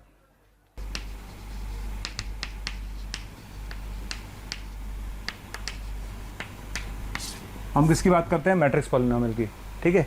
जैसे हम पॉलिनोमियल फंक्शन पढ़ते थे फंक्शन में, तो पॉलिनोमियल फंक्शन क्या होता था, an x की power n plus an - 1 x की power n - 1 plus a1x plus a0 भी एक पॉलिनोमियल फंक्शन होता था, राइट। लेकिन अगर मैं मैट्रिक्स के केस में बात करूं कि अगर A कोई मैट्रिक्स है, अगर A कोई मैट्रिक्स है तो f ऑफ A हम लिख सकते हैं an a की पावर n, an - 1 a की power n - 1 plus a1 a plus a0 i आएगा, क्योंकि मैट्रिक्स में a0 का कोई मतलब नहीं है, मैट्रिक्स में a0 i आएगा। तो इस पर ध्यान दीजिएगा आप, ओके। जहाँ जहाँ x आ रहा है वहाँ तो a आएगा ही आएगा, जो a0 जैसे कांस्टेंट है वहाँ a0 i आएगा, क्लियर। इसे मैट्रिक्स पॉलिनोमियल क्या बोलते हैं, मैट्रिक्स पॉलिनोमियल। जैसे मैं आपको एक समझाता हूँ उस क्वेश्चन के लिए। जैसे मान लेते हैं कि मेरे पास एक मैट्रिक्स है, मैट्रिक्स क्या है मेरे पास, 2 - 1 3 और 2, ओके। और फंक्शन क्या दे रखा है, फंक्शन दे रखा है उन्होंने x square minus 4x plus 7। Function क्या दे रखा है, x square minus 4x plus 7, right. तो एफ एक्स आपने दे रखा है x square minus 4x plus 7 और आपने पूछा है कि एफ ऑफ ए क्या होगा। क्या पूछा है आपने, एफ ऑफ ए क्या होगा, क्लियर है। तो अगर एफ ऑफ ए मुझे निकालना है तो एफ ऑफ ए निकालने का फंडा क्या सिखाया मैंने आपको कि अगर मुझे एफ ऑफ ए निकालना है तो इस क्वेश्चन में मैं निकालूंगा तो एफ ऑफ ए क्या आ जाएगा, A square minus 4a plus 7i, right. तो ए स्क्वायर आप कैलकुलेट कर सकते हैं आराम से, कितना होगा ए स्क्वायर, ये चीज़ और ये चीज़, इसको मल्टीप्लाई कर लेते हैं तो कितना आ जाएगा 1, 4 माइनस 3 ये आएगा 12, क्लियर। ये आ जाएगा -2 -4, ठीक है। और ये आएगा -3 + 4 1, ये ए स्क्वायर आ गया। तो अब मुझे निकालना है A square minus 4a plus 7i, ये आ गया 1, 12 -4 1 प्लस -4a, मतलब माइनस को मैं अंदर ले जा रहा हूँ, -4a, तो मैं a को -4 से मल्टीप्लाई करूँगा तो -8, ओके, और -12, क्लियर, 4 और 8 माइनस का, मैंने -4 से इसको मल्टीप्लाई कर दिया, ये -4 था ना, तो प्लस करके -4 को अंदर ले गया हूँ मैं, ठीक है। तो -8 -12 4 और -8, ठीक है। 7i का मतलब हो गया 7 0 0 और 7। इन सबको हम ऐड कर देते हैं, अगर हम ऐड कर देंगे तो 10 और 10 0 हो जाएगा, ये 0 हो जाएगा, क्लियर, 0 और 0। ये आपका आंसर आ गया, ए square minus 4a plus 7i क्या आ गया, एक जीरो मैट्रिक्स आ गया बेसिकली, ठीक है। तो इस क्वेश्चन का आंसर क्या टिक करेंगे, A square minus 4a plus 7i equals to 0। Next, A equals to -4 2 -1 और 1, ए इक्वल्स टू -4 2 -1 और 1। आपने क्या पूछा है मुझसे, डिटर्मिनेट, ये मॉड का सिंबल नहीं है, डिटर्मिनेट का सिंबल है, ठीक है, ओके, डिटर्मिनेट का सिंबल है, ये आपके पास क्वेश्चन है, ये आपने पूछा है, राइट। ये डिटर्मिनेट का सिंबल है a to the power 2016 minus 2a की power 2015 minus a to the power 2014 का डिटर्मिनेट क्या होगा, ये क्वेश्चन आपके पास है, राइट। देखिए इस क्वेश्चन को हम सॉल्व कैसे करेंगे, अगर मुझे इस क्वेश्चन को सॉल्व करना है तो सबसे पहले हम 2014 को कॉमन ले लेते हैं, कितना आएगा, ए स्क्वायर आएगा -2a आएगा माइनस i आएगा, ध्यान रखना मैंने अभी इस बात का भी जिक्र किया था, जब मैं 2014 कॉमन लूँगा तो कोई बच्चा 1 ना लिख दे, 1 कुछ होता ही नहीं है मैट्रिक्स में, ये i होगा, राइट, ओके। अब डिटर्मिनेट की एक प्रॉपर्टी होती है कि अगर मेरे पास दो मैट्रिक्स ए बी हैं, अगर मेरे पास दो मैट्रिक्स मतलब ए और बी हैं तो ए बी का डिटर्मिनेट, यहाँ मॉड नहीं है, ये डिटर्मिनेट का सिंबल है, तो ए बी का डिटर्मिनेट लिख सकते हैं ए का डिटर्मिनेट इंटू बी का डिटर्मिनेट, ठीक है। ए बी का डिटर्मिनेट लिख सकते हैं ए का डिटर्मिनेट इंटू बी का डिटर्मिनेट। इस प्रॉपर्टी को अगर मैं यूज़ करूँगा तो ये बनेगा 2014 का डिटर्मिनेट और ए स्क्वायर माइनस 2a माइनस आई का डिटर्मिनेट, राइट। तो ये चीज़ बन जाएगी, ये चीज़ बन जाएगी, ये क्लियर है। एक प्रॉपर्टी और होती है कि डिटर्मिनेट ऑफ ए की पावर n को हम लिख सकते हैं डिटर्मिनेट ए की power n, okay. Determinant of A की पावर n को हम लिख सकते हैं डिटर्मिनेट ए की पावर n, क्लियर है। तो ये थोड़ा ना है कि कोई बच्चा ए की पावर 2014 निकालेगा, नहीं, कोई ज़रूरत नहीं है। ए की पावर 2014 के डिटर्मिनेट को लिख सकते हैं डिटर्मिनेट ए की पावर 2014 और ये बचेगा ए स्क्वायर माइनस 2a माइनस आई। श्योर, यहाँ तक समझ में आ गया। अच्छा, डिटर्मिनेट है, सारे बच्चे यहाँ से निकाल सकते हैं डिटर्मिनेट ए।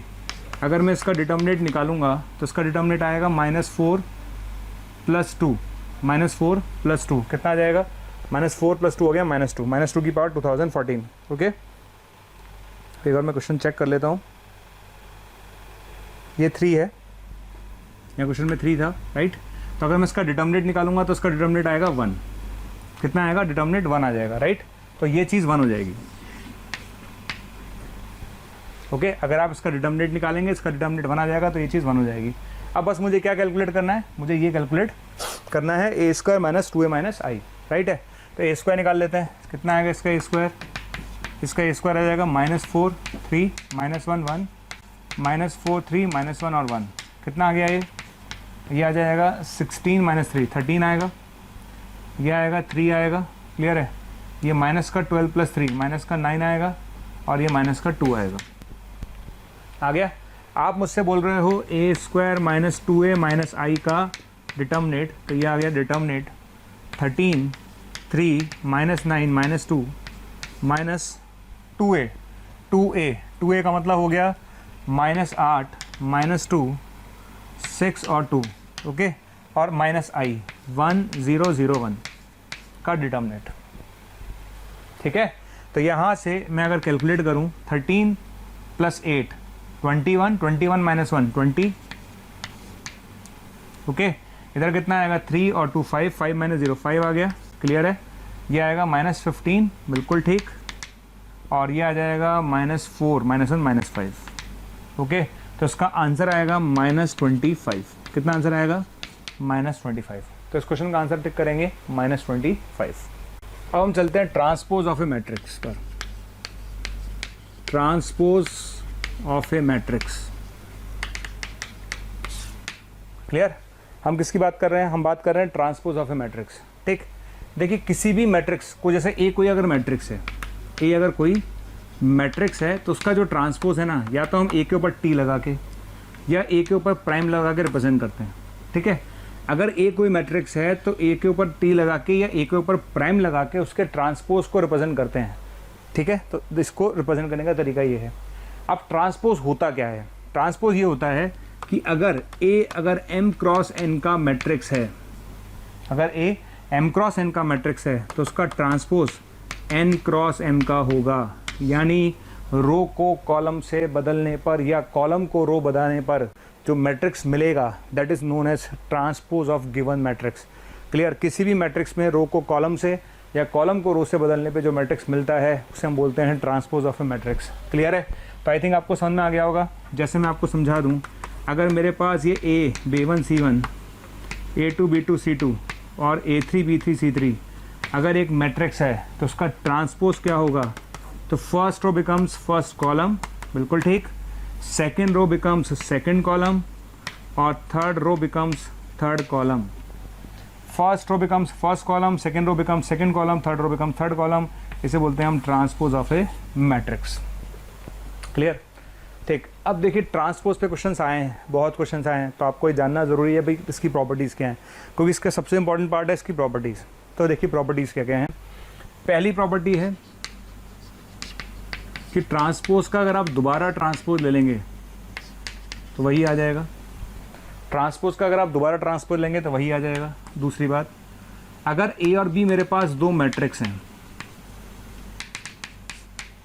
ए और बी मेरे, आप लोग हमारे वीडियोस लगातार देख रहे हैं और बच्चों की डिमांड आ रही है कि सर इस टॉपिक की वीडियो डालिए, तो बच्चे लगातार बोल रहे हैं कि सर इस टॉपिक की वीडियो डालिए, इस टॉपिक की वीडियो डालिए। तो मैं आपको ये कहना चाहता हूं कि आप हमारे यूट्यूब चैनल पर जाइए और उसे सब्सक्राइब कीजिए। जैसे ही आप हमारे यूट्यूब चैनल पर जाएंगे और उसे सब्सक्राइब करेंगे तो आप जिस टॉपिक की डिमांड हमसे लगातार कर रहे हैं वो सारे के सारे टॉपिक्स वहां पर अवेलेबल हैं।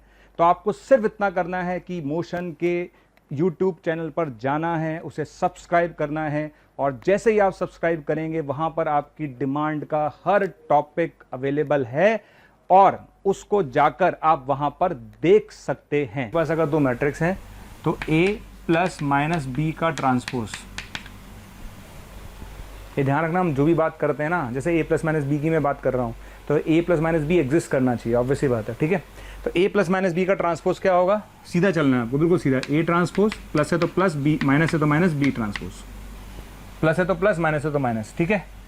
आगे तीसरा आता है ए बी का ट्रांसपोज। ए बी का ट्रांसपोज उल्टा चलो, उल्टा क्या चलेंगे? ए बी का ट्रांसपोज होगा B T A T. A B C का ट्रांसपोज क्या होगा? उल्टा चलो, सी टी बी टी और ए टी।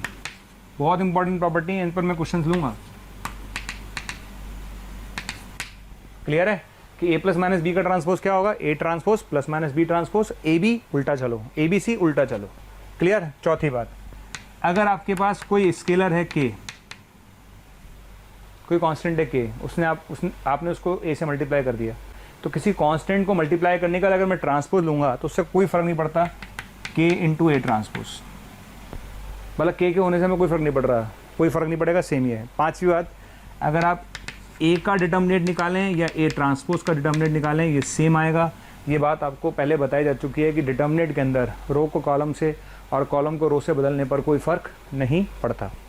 क्लियर है? ये 5 प्रॉपर्टीज़ आप ध्यान रखिएगा, इस पर हम काम क्वेश्चन लेंगे थोड़ी देर बाद। इस प्रॉपर्टी पर मैं क्वेश्चन लूँगा स्पेशली, तो ये बहुत इंपॉर्टेंट है। चलिए अब बात करते हैं सिमेट्रिक मैट्रिक्स की, और एक बात करते हैं स्क्यू सिमेट्रिक की। अब बात कर रहे हैं सिमेट्रिक मैट्रिक्स की और स्क्यू सिमेट्रिक की, है ना। सिमेट्रिक मैट्रिक्स और स्क्यू सिमेट्रिक मैट्रिक्स।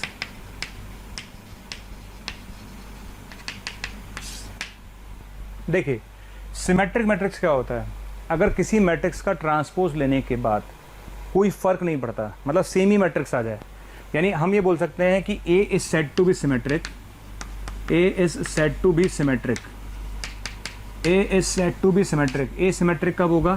जब A बराबर हो जाए A ट्रांसपोज के। क्लियर है?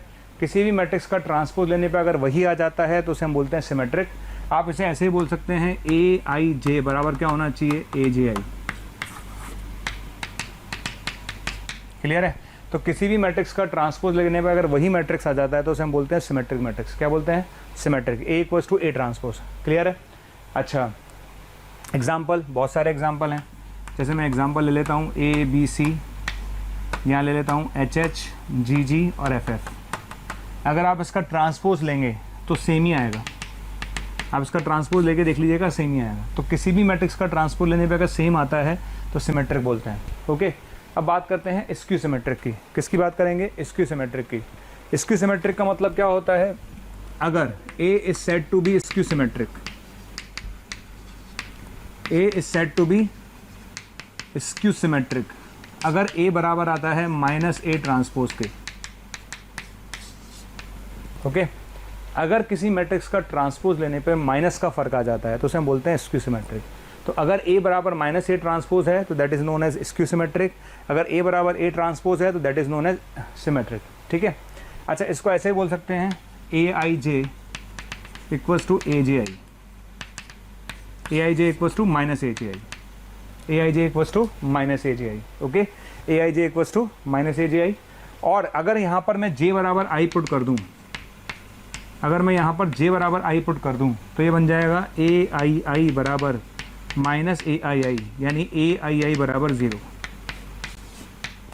क्लियर? इसका मतलब हुआ स्क्यू सिमेट्रिक मैट्रिक्स में प्रिंसिपल डायगोनल के सारे एलिमेंट्स 0 होंगे।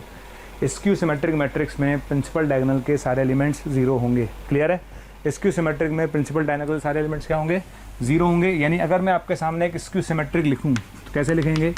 0 0 0। ओके, AIJ बराबर -AJI है। अगर ये A है तो ये क्या होगा? -A। ये B है तो ये क्या होगा? -B। ये C है तो ये क्या होगा? -C। क्लियर है? ये हो गया। आप इसका ट्रांसपोज लीजिए। क्या लेंगे? इसका ट्रांसपोज देख लेते हैं। ट्रांसपोज लेंगे तो क्या होगा? First row becomes first column, second row becomes second column, third row becomes third column. तो first row becomes first column, second row becomes second column, third row becomes third column. इस पूरे में से minus common ले लें हम। क्या ले लें? माइनस कॉमन ले लीजिए। अगर आप इसमें से माइनस कॉमन लेंगे तो 0AB -A0C, यह आएगा -B -C 0, और आपको दिख गया होगा ये चीज़ A बन चुकी है। ठीक है?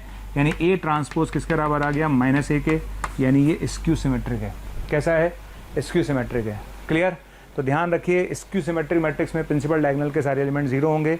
स्क्यू सिमेट्रिक की पहचान क्या है? A equals to -A transpose. Symmetric की पहचान क्या है? A equals to A transpose. Right? इसमें एक छोटा सा नोट डाल लेते हैं हम, ये इंपॉर्टेंट है। ओके, अगर A एक स्क्यू सिमेट्रिक मैट्रिक्स है ऑफ ऑड ऑर्डर,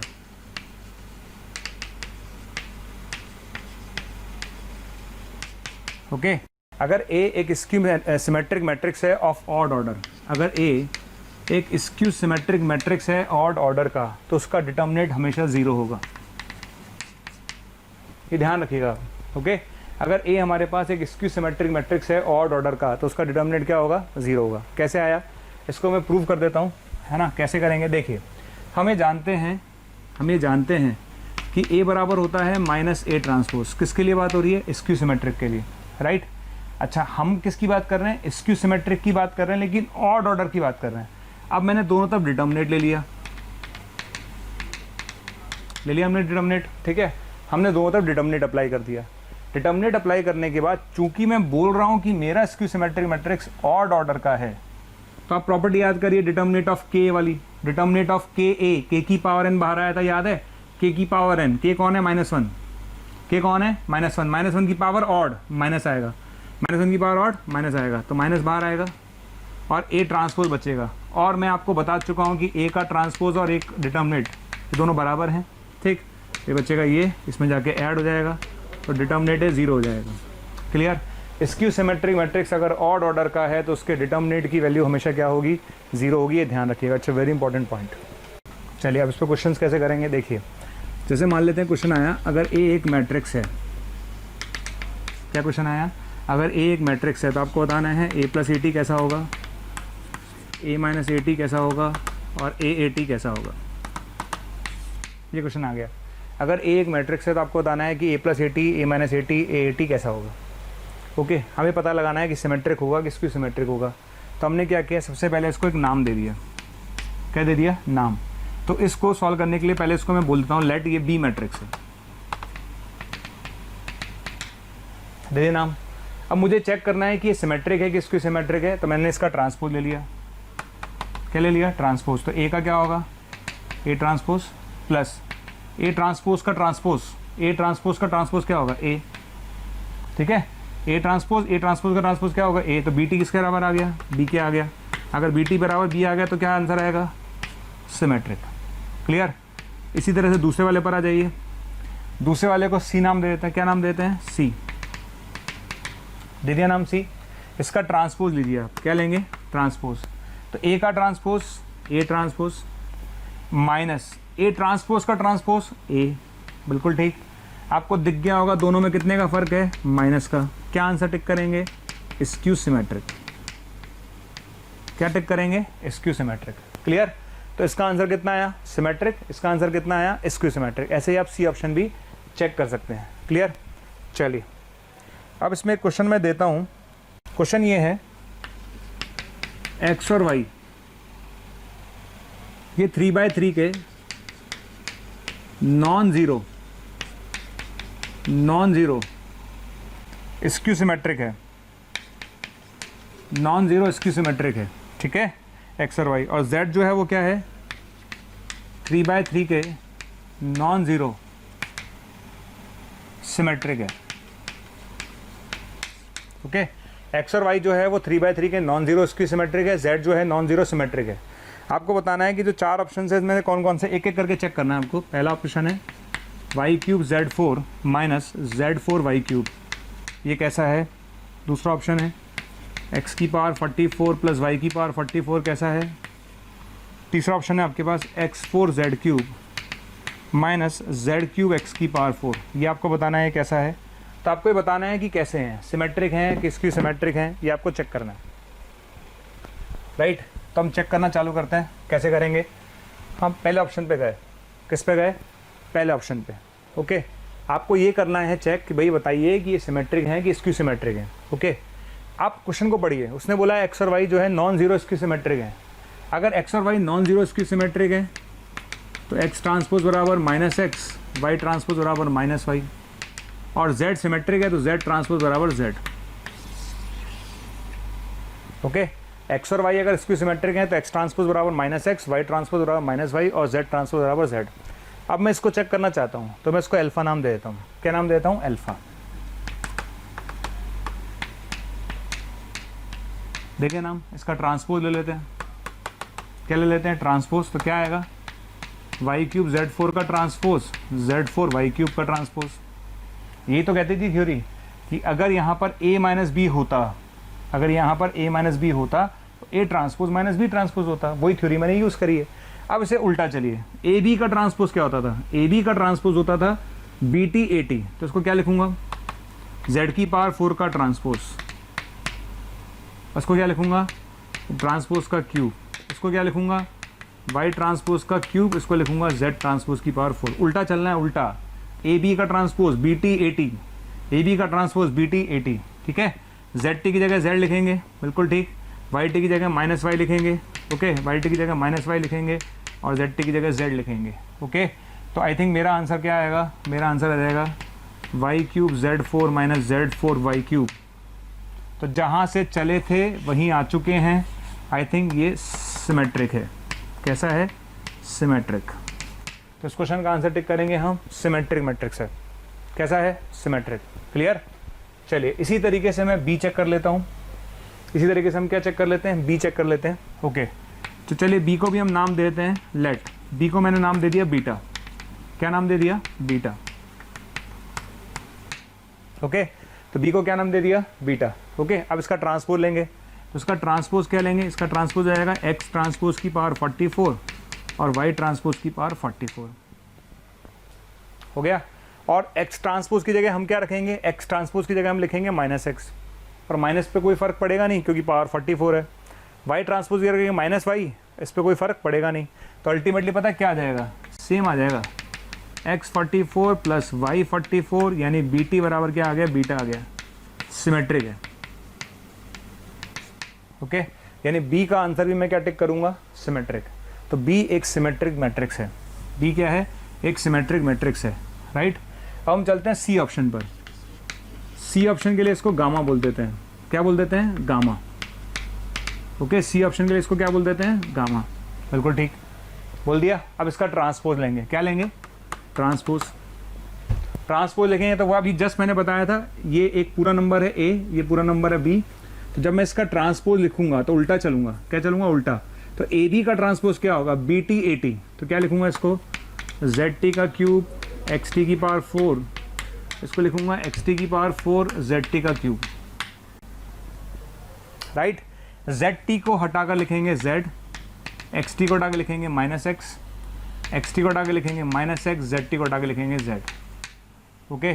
तो मेरे ख्याल से ये आ गया Z cube x 4 minus x 4 Z cube. ये चीज़ और ये चीज़ दोनों में किसने का डिफरेंस है? माइनस का। और अगर दोनों में माइनस का डिफरेंस है तो ये स्क्यू सिमेट्रिक है। कैसा है ये? ये स्क्यू सिमेट्रिक है। क्लियर? तो इस क्वेश्चन का आंसर टिक करेंगे, ये स्क्यू सिमेट्रिक मैट्रिक्स है। आई थिंक आपको समझ में आ गया होगा कि किस तरह से मुझे सिमेट्रिक चेक करना है और किस तरह से मुझे स्क्यू सिमेट्रिक चेक करना है। और ये भी ध्यान रखिए, किसी भी मैट्रिक्स को मैं सिमेट्रिक और स्क्यू सिमेट्रिक के सम के रूप में लिख सकता हूँ। किसी भी मैट्रिक्स को मैं सिमेट्रिक और स्क्यू सिमेट्रिक के सम के रूप में लिख सकता हूँ, राइट। चलिए अब हम चलते हैं चैप्टर में आगे। अब चैप्टर में जो दो चीज़ें और बची हुई हैं खास, एक तो बचा हुआ है एडजॉइंट। एडजॉइंट क्या होता है? और एक बचा हुआ है इन्वर्स क्या होता है, राइट। तो हम सबसे पहले बात करते हैं एडजॉइंट ऑफ ए मैट्रिक्स। किसकी बात करेंगे? Adjoint of a matrix. तो मैं बात कर रहा हूं एडजॉइंट ऑफ ए मैट्रिक्स।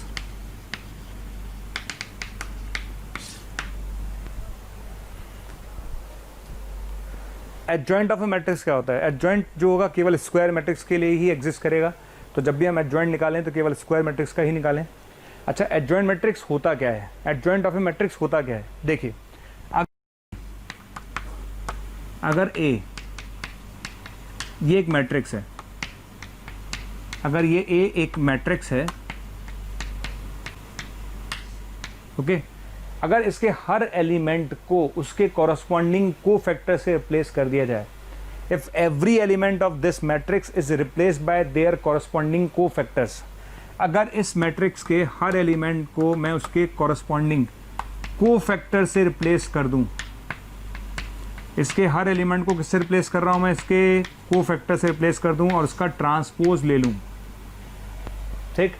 अगर किसी भी मैट्रिक्स के हर एलिमेंट को उसके कॉरस्पॉन्डिंग कोफैक्टर से रिप्लेस कर दिया जाए और उसका ट्रांसपोज ले लिया जाए, तो जो मैट्रिक्स आपको मिलता है that is known as adjoint of a matrix, okay.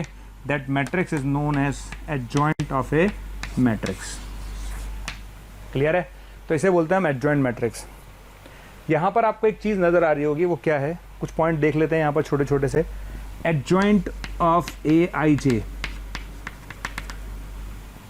जैसे मैंने आपसे पूछा एडजॉइंट ए 2 3 लिखो, आप एडजॉइंट ए 2 3 लिखो, 2 3। एडजॉइंट ऑफ ए 2 3, 2 3 का मतलब second row third column, second row third column, तो एडजॉइंट ऑफ ए 2 3 लिखता तो सेकंड रो थर्ड कॉलम में मिलता मुझे C3 2। मैं रिपीट कर रहा हूँ, एडजॉइंट ऑफ ए 2 3 बताओ, तो एडजॉइंट ऑफ ए 2 3 होता C3 2, यानी एडजॉइंट ऑफ ए आई जे बराबर कितना हो गया CJI। ओके, इसको समझ लीजिएगा अच्छे से। आप अगर आप मुझसे पूछते हैं कि एडजॉइंट ऑफ ए 2 3 लिखिए तो बराबर होता C3 2 के, यानी एडजॉइंट ऑफ ए आई जे किसके बराबर होगा CJI के। सी ध्यान रखना, सी कोफैक्टर को रिप्रेजेंट कर रहा है, राइट। देखिए एडजॉइंट निकालना, भाई मेरे को लगता नहीं कोई एडजॉइंट आपसे निकलवाएगा। जब हम कंपटीशन एग्जाम की बात करते हैं, बोर्ड की बात नहीं कर रहा हूँ मैं, बोर्ड में हो सकता है एडजॉइंट निकलवाते भी हैं, लेकिन हम कंपटीशन की अगर बात करें तो कंपटीशन में क्वेश्चन जो आता है प्रॉपर्टी बेस्ड आता है, तो उसकी जो प्रॉपर्टीज़ हैं वो इंपॉर्टेंट है, उसको ढंग से समझिएगा, उसी पर क्वेश्चन आता है इंपॉर्टेंट, ठीक है। इसकी प्रॉपर्टी क्या है, अगर मैं एक n/n का मैट्रिक्स लेके चल रहा हूँ, मैं n/n का एक मैट्रिक्स लेके चल रहा हूँ, क्लियर है। अगर मैं n/n का एक मैट्रिक्स लेके चल रहा हूँ तो पहली प्रॉपर्टी है A into adjoint A important है। A को अगर एडजॉइंट A से मल्टीप्लाई करें तो आएगा डिटर्मिनेट AIN। अच्छा, इसको उल्टा भी लिख सकते हैं, एडजॉइंट A इंटू A करें तो भी यही आएगा, और A इंटू एडजॉइंट A करें तो भी यही आएगा। किसके बराबर होगा, डिटर्मिनेट AIN के, क्लियर। तो मान लेते हैं किसी बच्चे को प्रॉपर्टी पता नहीं है, तो बच्चा क्या करेगा, वो बच्चा पहले एडजॉइंट निकालेगा, एडजॉइंट निकालने में टाइम लगता है, ठीक है, फिर उसको A से मल्टीप्लाई करेगा, तो A इंटू एडजॉइंट A निकालने में आपको बहुत टाइम लगेगा। लेकिन अगर आपको प्रॉपर्टी याद है तो वही क्वेश्चन आप 30 सेकंड में कर सकते हैं डायरेक्ट रिजल्ट यूज़ करके, डिटर्मिनेट A इंटू IN से, सीधा आपका आंसर आ जाएगा। सेकेंड प्रॉपर्टी है एडजॉइंट A का डिटर्मिनेट, एडजॉइंट A का डिटर्मिनेट होगा डिटर्मिनेट A की पावर n-1। यहाँ कहीं भी मॉड नहीं लगा रहा हूँ मैं, ये सब डिटर्मिनेट के सिंबल हैं। एडजॉइंट A का डिटर्मिनेट क्या होगा, डिटर्मिनेट A की पावर n-1। तीसरा point, adjoint of adjoint A बराबर होगा डिटर्मिनेट A की power n-2 into A। Okay, adjoint of adjoint A किसके बराबर होगा, डिटर्मिनेट A की पावर n-2 इंटू A। चौथा point, adjoint of adjoint A का डिटर्मिनेट क्या होगा, डिटर्मिनेट A की पावर n-1 का स्क्वायर। ये चार प्रॉपर्टी है ना, हर बच्चा याद रखे, जितने बच्चे हैं ना तो देख रहे हैं ना, वो चार प्रॉपर्टीज़ को अच्छे से समझ लीजिए। ये चारों प्रॉपर्टीज़ बहुत इंपॉर्टेंट हैं, हर हालत में याद रखिएगा। A इंटू एडजॉइंट A क्या होता है, पहली प्रॉपर्टी, एडजॉइंट A का डिटर्मिनेट क्या होगा, एडजॉइंट ऑफ एडजॉइंट A क्या होगा, एडजॉइंट ऑफ एडजॉइंट A का डिटर्मिनेट क्या होगा, क्लियर है। इस प्रॉपर्टी में एक चीज़ और बता दूं मैं आपको, अगर यहाँ 3 एडजॉइंट हो जाते, adjoint of adjoint of adjoint A हो जाता, adjoint of adjoint of adjoint A का डिटर्मिनेट हो जाता, तो यहाँ क्यूब हो जाएगा। अगर यहाँ 4 हो जाते, adjoint of adjoint of adjoint of adjoint A हो जाता, तो यहाँ 4 हो जाता, क्लियर है। तो इस बात का ध्यान रखिएगा, ये प्रॉपर्टी इस तरह से अपन ध्यान रखें। प्रॉपर्टीज़ बहुत सारी हैं, पर जो काम की हैं, जो 4 प्रॉपर्टी हैं मेन, इसे आप ध्यान रखिएगा। इस पर क्वेश्चंस बनते हैं, पूछे गए हैं, इसलिए आप इनका ध्यान रखें, इंपॉर्टेंट है, ठीक है। इसके अलावा कुछ प्रॉपर्टीज़ और हैं, वो भी हम देख लेते हैं। प्रॉपर्टी नंबर 5 इसमें लिख लेते हैं अपन, एडजॉइंट ऑफ AB बराबर होगा adjoint of B into adjoint of A के। 4 प्रॉपर्टी याद रखना मैंडेटरी है, ये तो आपको याद होनी चाहिए हर हालत में। 5वीं है एडजॉइंट ऑफ AB बराबर होगा adjoint of B into adjoint of A के। 6ठी प्रॉपर्टी जो हमारे पास होती है, एडजॉइंट ऑफ A ट्रांसपोज बराबर होता है एडजॉइंट ऑफ A का ट्रांसपोज। 7वीं प्रॉपर्टी हमारे पास है एडजॉइंट ऑफ A इनवर्स बराबर होगा एडजॉइंट ऑफ A का इनवर्स। ओके, तो ये कुछ प्रॉपर्टीज़ हैं आप जो याद रखें, ओके, ठीक। फिर बोल रहा हूँ इंपॉर्टेंट 4 हैं, सबसे ज़्यादा इंपॉर्टेंट है, क्वेश्चन इन्हीं पर पूछे गए हैं मेनली, इन पर क्वेश्चंस कभी रेयर पूछ ले पर आपको आनी चाहिए, ठीक है। अब बात आती है क्वेश्चंस कैसे करेंगे। पहला क्वेश्चन, ऐसा क्वेश्चन मेंस में आया हुआ है। क्वेश्चन क्या है, इफ एडजॉइंट ऑफ 3/3 मैट्रिक्स, ऐसा क्वेश्चन IIT में भी आया हुआ और ऐसा क्वेश्चन मेंस में भी आया हुआ है, और दोनों एक ही साल में आए थे। If adjoint of 3/3 matrix P is, okay, दे रखा है उसने 1 2 1 4 1 1 4 7 3। If adjoint of 3/3 matrix P is this, okay, तो आपसे उसने बोला है कि पॉजिटिव वैल्यू ऑफ, उसने आपसे बोला है कि positive value of determinate P क्या होगी। क्वेश्चन है कि positive value of determinate P क्या होगी। पहले मैं क्वेश्चन समझ लेता हूँ क्वेश्चन क्या है। क्वेश्चन ये कहता है if adjoint of 3/3 matrix P, okay 3/3 का एक मैट्रिक्स है P, उसका एडजॉइंट इसके बराबर है। एडजॉइंट ऑफ 3/3 मैट्रिक्स P यानी इस P का जो P एक 3/3 का मैट्रिक्स है उसका जो एडजॉइंट है वो उसके बराबर है। यानी पता है क्वेश्चन क्या है? क्वेश्चन ये है कि आपको मैंने एडजॉइंट P दे रखा है। क्या दे रखा है? मैंने आपको एडजॉइंट P दे रखा है। P का एडजॉइंट इसके बराबर है। ओके, यहाँ तक समझ में आ गया? यहाँ तक आने के बाद अब मैं दोनों तरफ डिटर्मिनेट ले लेता हूँ। क्या ले लेता हूँ? डिटर्मिनेट। तो यहाँ मैं डिटर्मिनेट ले लूँगा, उसका भी हमें डिटर्मिनेट लेना पड़ेगा। इसकी वैल्यू हम निकाल लेते हैं, ठीक है। अच्छा, एडजॉइंट A का डिटर्मिनेट मैंने आज ही बताया है। एडजॉइंट A का डिटर्मिनेट होता है डिटर्मिनेट A की पावर n-1। तो उसको लिखूंगा डिटर्मिनेट P की पावर n-1। n 3 है, 3/3 का है तो n 3 हो गया, तो उसका स्क्वायर आ जाएगा बराबर। इसकी वैल्यू निकाल लेते हैं। इसकी वैल्यू आएगी -4, 6 - 7 -1, इसकी वैल्यू आएगी +4 1, राइट।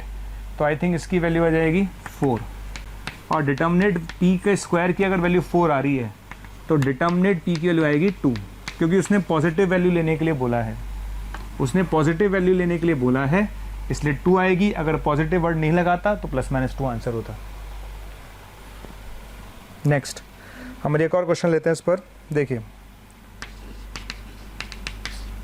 A अगर 102 है, A अगर 102 है, -2 1 और 1 -3 0।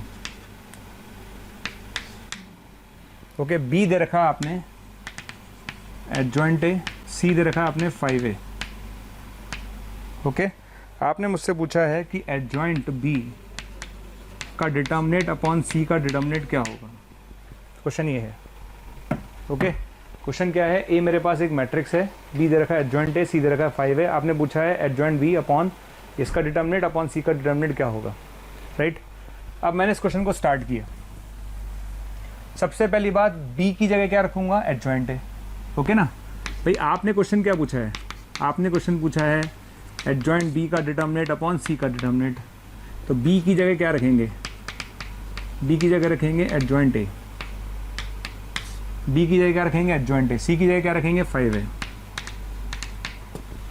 ओके, तो B की जगह रखेंगे एडजॉइंट A, C की जगह क्या रखेंगे? 5A। क्लियर है? अब आगे बढ़ते हैं। आज ही बताया है adjoint A, adjoint of adjoint A का डिटर्मिनेट क्या होता है? डिटर्मिनेट A की पावर n-1 का स्क्वायर, n-1 का स्क्वायर। ओके, बहुत इंपॉर्टेंट बात मैंने आज के लेक्चर में कई बार बोली है। डिटर्मिनेट 5A दिख रहा है, बाहर क्या आएगा? बाहर आएगा 5 का क्यूब। क्या बाहर आएगा? 5 का क्यूब। क्लियर? तो अब मेरा क्वेश्चन क्या बन गया? क्वेश्चन बन गया डिटर्मिनेट A की पावर 4 अपॉन 5 का क्यूब डिटर्मिनेट A। क्लियर?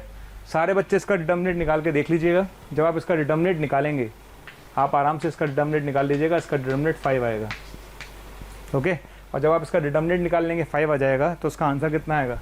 तो इसका आंसर आएगा 5 की पावर 4 अपॉन 5 की पावर 4। कितना आंसर आएगा? 1। क्लियर? तो इस क्वेश्चन का आंसर हम टिक करेंगे 1। अब बात करते हैं इनवर्स ऑफ ए मैट्रिक्स की।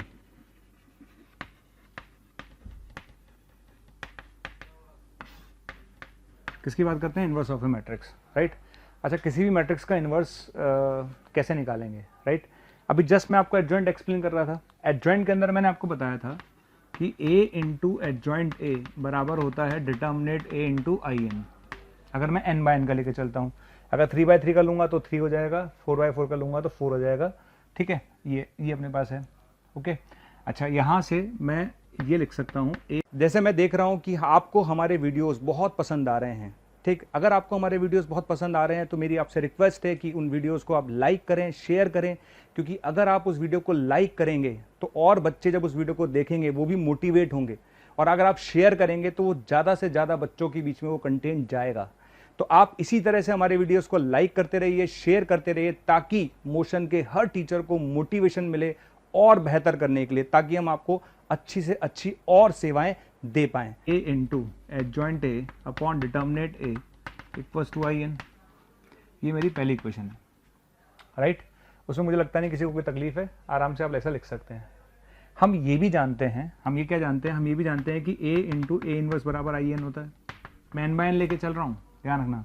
IN, अगर मैं A n/n का लेके चल रहा हूँ, राइट, तो a into adjoint A upon determinant A बराबर आई एन होता है, और a इंटू ए इनवर्स भी आई एन होता है। Okay right. तो अगर मैं इनको कंपेयर करूं, क्या करूं, कंपेयर करूं, अगर मैं इक्वेशन नंबर 1 को इक्वेशन नंबर 2 से कंपेयर करूं तो आपको दिख गया होगा कि ए इनवर्स किसके बराबर है। तो ए इनवर्स निकालने का जो फॉर्मूला है वो आ गया adjoint A upon determinant A, right. तो ए इनवर्स निकालने का फॉर्मूला क्या होगा, ए इनवर्स निकालने का फॉर्मूला है एडजॉइंट ए अपॉन डिटर्मिनेट ए। इस फॉर्मूले से हम किसी भी मैट्रिक्स का इनवर्स निकाल सकते हैं, लेकिन इसमें ध्यान रखिए, बच्चा क्या करता है, एडजॉइंट निकालना जानता है, डिटर्मिनेट निकालना जानता है, कोई बड़ी बात नहीं है, लेकिन जब मैं इनवर्स का क्वेश्चन कर रहा हूँ या इनवर्स निकालना है तो सबसे पहले आप ध्यान रखें, आपको क्या चेक करना है, आपको डिटर्मिनेट ए चेक करना है। अगर डिटर्मिनेट ए 0 नहीं है, डिटर्मिनेट ए 0 नहीं है तो हम बोलेंगे ए इज इन्वर्टेबल। ओके, अगर डिटर्मिनेट ए 0 नहीं है तो हम बोलेंगे ए इज इन्वर्टेबल, और अगर डिटर्मिनेट ए 0 हो गया तो हम बोलेंगे A inverse does not exist, और आप बोल सकते हैं A is not invertible, A is not invertible. Clear. तो इनवर्स निकालने के लिए सबसे पहले देखें कि उसका डिटर्मिनेट एग्जिस्ट कर रहा है कि नहीं कर रहा है, यानी डिटर्मिनेट 0 है कि नहीं है। अगर डिटर्मिनेट 0 नहीं है तो इनवर्स एग्जिस्ट करेगा, अगर डिटर्मिनेट 0 है तो इनवर्स एग्जिस्ट नहीं करेगा। क्लियर। दूसरी बात देखिए, 2x2 के मैट्रिक्स के लिए अगर मेरे पास अगर 2x2 का एक मैट्रिक्स है, ओके, अगर मेरे पास एक 2x2 का मैट्रिक्स है तो इसका एडजॉइंट निकालने की जो ट्रिक होती है, इसका एडजॉइंट निकालने की जो ट्रिक होती है वो क्या होती है, इन दोनों को आपस में बदल दो, इन दोनों को आपस में बदल दो, इन दोनों को आपस में बदल दो और इन दोनों के साइन चेंज कर दो। ये डायरेक्ट एडजॉइंट निकालने की ट्रिक है, ये ऑलमोस्ट सारे बच्चों को आती भी होगी कि जब भी हमें 2x2 का एडजॉइंट निकालना है तो इन दोनों को आपस में बदल दो और इन दोनों के साइन चेंज कर दो। क्लियर। तो अगर 2x2 का क्वेश्चन है तो हम एक लाइन में या 2 लाइन में इनवर्स निकाल सकते हैं, क्योंकि एडजॉइंट हमें पता होता ही है और डिटर्मिनेट निकालने में हमें सेकंड्स लगेंगे। क्लियर है। आपको उसका डिटर्मिनेट लिखना है तो डिटर्मिनेट कितना हो जाएगा, AD माइनस BC, ये लीजिए, दोनों पता है, इनवर्स आप लिख सकते हैं। क्लियर। चलिए अब आगे बढ़ते हैं इसकी प्रॉपर्टीज़ पर। किस पर चलते हैं, इसकी प्रॉपर्टीज़ पर। ठीक, इनवर्स निकालना हमें आ गया, इनवर्स निकालने का फॉर्मूला में आ गया एडजॉइंट ए अपॉन डिटर्मिनेट है। हम इनवर्स कब निकाल सकते हैं, जब डिटर्मिनेट 0 नहीं है। क्लियर। अच्छा, किसी भी मैट्रिक्स का जो इनवर्स होगा वो यूनिक होगा, ठीक है ना, एक मैट्रिक्स का एक ही इनवर्स एग्जिस्ट करेगा, ध्यान रखिएगा। किसी भी मैट्रिक्स का जो इनवर्स होगा वो क्या होगा, यूनिक होगा, यानी एक होगा। दूसरी बात, अगर मैं प्रॉपर्टीज़ की बात करूं तो पहली बात, अगर मैं इनवर्स का दोबारा इनवर्स ले लूं तो वही आ जाएगा। अगर ए कोई मैट्रिक्स है, आपने इनवर्स निकाला फिर दोबारा इनवर्स निकाल लिया तो वही आ जाएगा। Okay. Second property, A inverse की पावर के लें या ए की पावर के का इनवर्स लें, एक ही बात है। ओके, ए इनवर्स की पावर के लें या ए की पावर के का इनवर्स लिखें, एक ही बात है। तीसरी और इंपॉर्टेंट प्रॉपर्टी, मुझे लगता है काफी इंपॉर्टेंट है, ए बी का इनवर्स। ये प्रॉपर्टी वही है जैसे ए बी का ट्रांसपोज थी, ए बी का ट्रांसपोज थी BT AT, तो ए बी का इनवर्स क्या होगी, बी इनवर्स ए इनवर्स। ठीक है। ए बी सी का इनवर्स क्या होगी, C inverse B inverse A inverse. Right, ये प्रॉपर्टी हो गई। ठीक है, ये इंपॉर्टेंट है, वो ट्रांसपोज के जैसे ही है। ओके। चौथी और सबसे ज्यादा इंपॉर्टेंट, जो मुझे ज्यादा इंपॉर्टेंट लगती है, वो क्या है, अगर मैं आपसे ए इनवर्स का डिटर्मिनेट पूछ लूं, क्या पूछ लूं, ए इनवर्स का डिटर्मिनेट, तो मैक्सिमम बच्चे क्या करेंगे, पहले ए इनवर्स निकालेंगे फिर उसका डिटर्मिनेट निकालेंगे, बहुत लंबा प्रोसेस है। तो आप ध्यान रखिएगा जो मैं बता रहा हूं, सिंस वी नो दैट कि ए इंटू ए इनवर्स आई होता है, since we know that A into A inverse I होता है, अगर मैं दोनों तरफ डिटर्मिनेट अप्लाई कर दूं, ठीक है, डिटर्मिनेट अप्लाई करने के बाद determinate of A, determinate of A inverse और आई का डिटर्मिनेट 1, तो यहां से एक बहुत बहुत बहुत इंपॉर्टेंट रिजल्ट निकल कर आ गया कि ए इनवर्स का डिटर्मिनेट 1 अपॉन डिटर्मिनेट ऑफ ए के बराबर होता है। राइट, ए इनवर्स का डिटर्मिनेट 1 अपॉन डिटर्मिनेट ए के बराबर होता है। इट्स वेरी वेरी इंपॉर्टेंट, ध्यान रखें, ए इनवर्स का डिटर्मिनेट क्या होगा, 1 अपॉन डिटर्मिनेट ए। इस पर मैं क्वेश्चंस लूंगा तो इस चीज का आप ध्यान रखिएगा। राइट, चलिए अब हम चलते हैं क्वेश्चंस की तरफ। क्वेश्चंस किस तरह से हम सॉल्व करेंगे इस पर, तो जो क्वेश्चंस जिस तरह से आते हैं मेंस में आए हुए हैं क्वेश्चंस, हम उस तरह से देख लेते हैं। देखिए, मैं फर्स्ट क्वेश्चन ले रहा हूं। फर्स्ट क्वेश्चन है मेरे पास 1011 का इनवर्स, 1021 का इनवर्स, ठीक है, 1031 का इनवर्स, और 1 0 एन 1 का इन्वर्स, ये बराबर है किसके 100 का, ये 100 यहाँ पर, ये बराबर है किसके 1 बी और ए और 1। आपने मुझसे पूछा है ए और बी क्या होगा, ये क्वेश्चन आपने मुझसे पूछ लिया। अब चूंकि 2/2 है तो 2/2 का इन्वर्स निकालने में तो मैं सेकंड्स लगते हैं। कैसे लिखेंगे, देखिए सबसे पहले मुझे इसका इन्वर्स लिखना है। इसका क्या लिखना है, इन्वर्स। तो मैंने इसका डिटर्मिनेंट निकाला, इसका डिटर्मिनेंट 1 है, इन सब का डिटर्मिनेंट 1 है, ठीक है, इन सब का डिटर्मिनेंट 1 है, तो डिटर्मिनेंट की तो टेंशन है ही नहीं। और एडजॉइंट निकालने की शॉर्ट ट्रिक मैं बता चुका हूं कि 2/2 का अगर मुझे एडजॉइंट निकालना है तो कैसे निकालेंगे, इन दोनों का आपस में बदल देंगे और इन दोनों के साइन बदल देंगे। क्लियर है। तो इसका इन्वर्स क्या हो गया, इसका इन्वर्स हो गया 1 1 -1 0, डिटर्मिनेंट तो 1 है। इसका इन्वर्स क्या हो गया 1 1 0 -2, ऐसे ही 1 0 1 -3, ठीक है, और ऐसे चलते जाएंगे, ये आएगा 1 1 0 -100 और ये बराबर है 1 ए बी और 1 के। क्लियर। और आज के लेक्चर में एक मैंने क्वेश्चन लिया था प्रोडक्ट का, जब मैंने प्रोडक्ट करके दिखाया था सेम ऐसा ही क्वेश्चन था, बस फर्क कितना था, वहाँ 1 था, यहाँ 2 था, वहाँ 3 था, बिल्कुल सेम यही क्वेश्चन था। तो जब आप इसको मल्टीप्लाई करेंगे तो मल्टीप्लाई करने पे यू विल गेट 1 0 1 और यहाँ आएगा -1 + 2 + 100 और ये बराबर है किसके 1 ए बी और 1 के। ओके, अब आप कंपेयर कर लीजिए, कंपेयर करेंगे तो आपको दिख गया होगा बी तो 0 आ रहा है, बी कितना आ रहा है 0 आ रहा है, और ए कितना आ रहा है, ये 1 से लेकर 100 तक है, 1 से लेकर 100 तक नेचुरल नंबर्स का सम होता है 50 50, कितना होता है 50 50, तो ए बराबर हो गया -50 50, ये कितना होगा -50 50। क्लियर। तो इस क्वेश्चन का आंसर हम क्या टिक करेंगे, बी 0 होगा और ये कितना होगा -50 50। नेक्स्ट क्वेश्चन लेते हैं अपन इस पर। नेक्स्ट क्वेश्चन है मेरे पास 1 3 -4 -2 इंटू एक्स बराबर आ जाएगा 16 -6 7 और 2। तो आपको बताना है x क्या होगा। ये क्वेश्चन है 1 3 -4 -2 x 16 7 -6 2 x क्या होगा। क्लियर। अब देखिए ऐसे क्वेश्चंस को कैसे डील करेंगे, है ना। अच्छा, क्या मैं इस मैट्रिक्स को a बोल दूं, बोल सकता हूं। क्या मैं इस मैट्रिक्स को b बोल दूं, बिल्कुल बोल सकता हूं, बोल दिया। तो अब मेरा क्वेश्चन क्या है, मेरा क्वेश्चन है बेसिकली ax बराबर b के। क्या है मेरा क्वेश्चन है ax बराबर b के। अब मुझे x चाहिए तो मुझे यहां से a हटाना पड़ेगा, तो मैं क्या करूंगा, मैं a इनवर्स से प्री मल्टीप्लिकेशन करूंगा। प्री का मतलब होता है आगे मल्टीप्लाई करते हैं तो प्री और पीछे मल्टीप्लाई करते हैं तो पोस्ट। तो मैंने क्या करा, दोनों तरफ a इनवर्स से मल्टीप्लाई कर दिया। क्योंकि मैंने आगे मल्टीप्लाई किया है इसे प्री मल्टीप्लिकेशन बोलते हैं। Clear. a into A inverse निकालें तो भी आई है और a इनवर्स इंटू ए निकालें तो भी आई है, तो i इंटू एक्स बराबर a इनवर्स b और x इंटू आई क्या होगा x इंटू आई क्या होगा x। क्लियर है। तो मेरे पास x बराबर कितना आ गया, मेरे पास x बराबर आ गया a इनवर्स b। यानी अब अगर मुझे इस क्वेश्चन में x निकालना है तो मुझे क्या निकालना है, a इनवर्स b। क्लियर। तो इस क्वेश्चन में अगर मुझे x निकालना है तो क्या निकालना है, a इनवर्स b। तो a इनवर्स b यानी अब मेरा क्वेश्चन पता है क्या है, मेरा क्वेश्चन है x बराबर a इनवर्स b। b कितना है 16 -6 7 और 2। ये मेरा क्वेश्चन है। अब आप इसका इन्वर्स निकाल सकते हैं। 2/2 का इन्वर्स निकालने की ट्रिक मैंने आपको बताई है। पहले इसका डिटर्मिनेंट चेक कर लेते हैं। इसका डिटर्मिनेंट आ रहा है 10। ओके, इसका डिटर्मिनेंट कितना आ रहा है 10। एडजॉइंट निकालने की ट्रिक अपन को पता ही है, इन दोनों को आपस में बदल देंगे और इन दोनों के साइन चेंज कर देंगे। क्लियर। इन दोनों को आपस में बदल देंगे और इन दोनों के साइन चेंज कर देंगे। क्लियर है। तो यहां से x आप निकाल सकते हैं आप लोग। तो x कितना आ जाएगा, x आ जाएगा 32 माइनस, तो ये आएगा माइनस का 4, बिल्कुल ठीक। ये आ जाएगा 12 + 8 20, ये भी ठीक है। इधर आएगा माइनस का 48 प्लस माइनस का 41 और लास्ट वाला आ जाएगा मेरे पास 18 और 20 डिवाइड बाय 10। ये आपका आंसर हो जाएगा। लीजिए, इस तरह से आप x निकाल सकते हैं। क्लियर। फंडा समझ में आया। फंडा क्या था, ax बराबर b। तो इस a को हटाने के लिए मैंने a इनवर्स से प्री मल्टीप्लिकेशन कर दिया। a इनवर्स इंटू a आई बन जाएगा, i इंटू एक्स एक्स हो जाएगा, यानी x निकल जाएगा। और इस तरह से आप x कैलकुलेट कर सकते हैं। इसके अलावा इस तरह के क्वेश्चंस भी आते हैं कि अगर a कोई मैट्रिक्स है, अगर a कोई मैट्रिक्स है और a² माइनस a प्लस आई अगर 0 है तो a इनवर्स क्या होगा। क्लियर।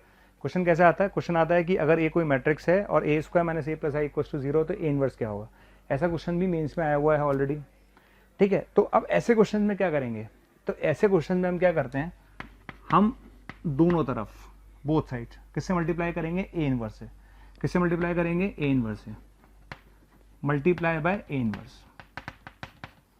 किससे मल्टीप्लाई करेंगे, ए इनवर्स से, तो A inverse into A square, A inverse into A square, A बन जाएगा, A inverse into A square, A बन जाएगा, ए इनवर्स इंटू ए, आई बन जाएगा, ए इनवर्स इंटू ए, आई बन जाएगा, A inverse into I, A inverse बन जाएगा बराबर 0, ए inverse into A square A inverse into A I, A inverse into I, A inverse, तो यहाँ से ए इनवर्स कितना आ जाएगा, आई माइनस ए। तो ये फॉर्मूला होगा ए इनवर्स निकालने का। ठीक है, मतलब इस तरीके से हम ए इनवर्स निकाल सकते हैं। ऐसे क्वेश्चन 2 बार आया है, ये ऑलरेडी एग्जाम में आया क्वेश्चन है, ऐसा ही क्वेश्चन और आ चुका है, उसमें भी यही किया गया था, दोनों तरफ आप ए इनवर्स से मल्टीप्लाई कर दो, तो इस तरह से आप इनवर्स निकाल सकते हैं। नेक्स्ट क्वेश्चन है ए बराबर 3 2 अल्फा और बी बराबर दे रखा है 3 7 1 3। ओके, और आपको दे रखा है 2a की पावर 9, बी इनवर्स बराबर 2 माइनस का। ओके, तो आपको बताना है अल्फा की वैल्यू क्या होगी, ये क्वेश्चन है। ठीक है, ए दे रखा है, बी दे रखा है, ये दे रखा है, और आपसे पूछा है अल्फा क्या होगा। अब कैसे स्टार्ट करूं इस क्वेश्चन को। ओके, पहली बात ये डिटर्मिनेट का सिंबल है ना। अच्छा, बार बार पता नहीं मैं कितनी बार बोल चुका हूँ कि डिटर्मिनेट ऑफ के बराबर होता है के की पावर एन, बाहर आ जाएगा। डिटर्मिनेट ऑफ के बराबर क्या होगा, के की पावर एन, बाहर आ जाएगा। क्लियर है, तो ये पूरा तो एक मैट्रिक्स मान लेते हैं, ये के हो गया, तो बाहर क्या आएगा 2 का स्क्वायर, बाहर कितना आएगा 2 का स्क्वायर, राइट। तो इस एक्सप्रेशन को क्या लिखूंगा, इसमें से बाहर आएगा 2 का स्क्वायर। 2 का स्क्वायर क्यों आएगा, क्योंकि ये 2/2 का मैट्रिक्स है, तो 2 का स्क्वायर बाहर आ जाएगा। अंदर क्या बचेगा, डिटर्मिनेट ऑफ ए की पावर 9 बचेगा, डिटर्मिनेट ऑफ बी का इन्वर्स बचेगा, बराबर में क्या बचेगा, माइनस का 2 बचेगा। ठीक, 2 का स्क्वायर बाहर क्यों आया समझ में आ गया, इस प्रॉपर्टी से। इसको ऐसे लिख सकते हैं, इसको ऐसे लिख सकते हैं। क्लियर, ये बनेगा 4, डिटर्मिनेट को लिख सकते हैं डिटर्मिनेट ए की पावर 9, और आज ही मैंने बताया है अभी कि बी इनवर्स का डिटर्मिनेट होता है 1 by determinant of B, B inverse का डिटर्मिनेट होता है 1 by determinant of B. Clear, अब आप क्या करेंगे, रखते जाइए। चलिए ए का डिटर्मिनेट निकाल लेते हैं। ए का डिटर्मिनेट आएगा यहाँ से 3 अल्फा माइनस 4 की पावर 9। ओके, डिटर्मिनेट ए कितना आएगा, 3 अल्फा माइनस 4 की पावर 9। डिटर्मिनेट बी कितना आ रहा है, डिटर्मिनेट बी आई थिंक 2 आ रहा है, डिटर्मिनेट बी कितना आ रहा है, 2 आ रहा है, बराबर -2। क्लियर, ये कैंसिल हो जाएगा। ओके, तो आपके पास बचेगा कितना, 3 अल्फा माइनस 4 की पावर 9 बराबर -1, तो 3 अल्फा माइनस 4 बराबर -1, तो अल्फा की वैल्यू 1 आ जाएगी। क्या आ जाएगी, 1। तो इस क्वेश्चन का आंसर टिक करेंगे हम 1, राइट। तो इस तरह क्वेश्चन को आप कर सकते हैं, और इस टाइप का कोई भी क्वेश्चन आएगा तो आपको ऐसे ही डील करना है। तो इन्वर्स पे हम एक क्वेश्चन और ले लेते हैं। ओके, जैसे ये क्वेश्चन है ए 3/3 नॉन सिंगुलर मैट्रिक्स है, ए 3/3 नॉन सिंगुलर मैट्रिक्स है। ओके, उसने बोला है कि ए ट्रांसपोज बराबर ए ट्रांसपोज अगर ए है, और उसने ये भी बोला है कि बी बराबर अगर ए इनवर्स ए ट्रांसपोज है, तो आपको बताना है बी बी टी क्या होगा। क्वेश्चन क्या पूछा है उसने, बी बी टी क्या होगा। Options are I plus B, B option I है, सी ऑप्शन हमारे पास बी इनवर्स है, और डी ऑप्शन है बी इनवर्स का ट्रांसपोज। ओके, क्वेश्चन कहता है कि ये 3/3 का नॉन सिंगुलर मैट्रिक्स है, A transpose equals to A transpose A है, और बी बराबर दे रखा है ये, तो बी बी टी क्या होगा। ओके, चलिए सबसे पहले बी बी टी निकाल लेते हैं। B B T, B B T, तो बी क्या होगा, A inverse A transpose, B T क्या होगा, ए इनवर्स ए ट्रांसपोज का transpose. Okay, B B T, B B T, यहाँ तक कोई दिक्कत है ही नहीं, आगे चलते हैं। यहाँ तक आने के बाद प्रॉपर्टी लगाइए ए बी का ट्रांसपोज। क्या लगाना है, ए बी का ट्रांसपोज। तो ए बी का ट्रांसपोज उल्टा चलेंगे, याद है ना, ए बी का ट्रांसपोज क्या था, बी टी ए टी, उल्टा चलेंगे। ए ट्रांसपोज का ट्रांसपोज ए ट्रांसपोज का ट्रांसपोज ए, उधर कितना आएगा, ए इनवर्स का ट्रांसपोज। क्लियर है, समझ में आ गया कैसे लिखा मैंने, कैसे लिखा, क्लियर है। इसका लिखेंगे ए टी का टी ए, और ए इनवर्स का ट्रांसपोज। क्लियर, यहां तक आने के बाद यहाँ तक आने के बाद आप देखिए क्वेश्चन में लिखा हुआ है ए टी बराबर ए टी ए है, ए टी बराबर ए टी ए है, तो ए इनवर्स ए टी ए को लिख सकता हूँ A T. Clear? A T ए को हटा करके लिख सकता हूँ ए टी, लिख दिया। ए टी ए को हटा कर लिख सकता हूँ ए टी। ए इनवर्स इंटू ए बिकम्स आई, ए इनवर्स इंटू ए बिकम्स आई, ए इनवर्स ए इंटू बिकम्स आई। क्लियर? इधर आ जाइए, ये ए टी है, बिल्कुल ठीक है। इसको लिख सकता हूँ ए टी का इनवर्स, ए इनवर्स का ट्रांसपोज लिखो या ट्रांसपोज का इनवर्स लिखो, एक ही बात है। तो ये ए ट्रांसपोज हो गया, ये ट्रांसपोज का इनवर्स हो गया, ए ट्रांसपोज का inverse, A into A inverse क्या हो गया? आई। तो ये भी आई हो गया, ये भी आई हो गया, आई इंटू आई, आई स्क्वायर हो गया, और आई स्क्वायर किसके बराबर होता है? आई के। क्लियर? तो इस क्वेश्चन का आंसर क्या टिक करेंगे हम? आई। अब इस चैप्टर के हम लास्ट पार्ट पे चलते हैं। लास्ट पार्ट आता है इसका स्पेशल मैट्रिक्स।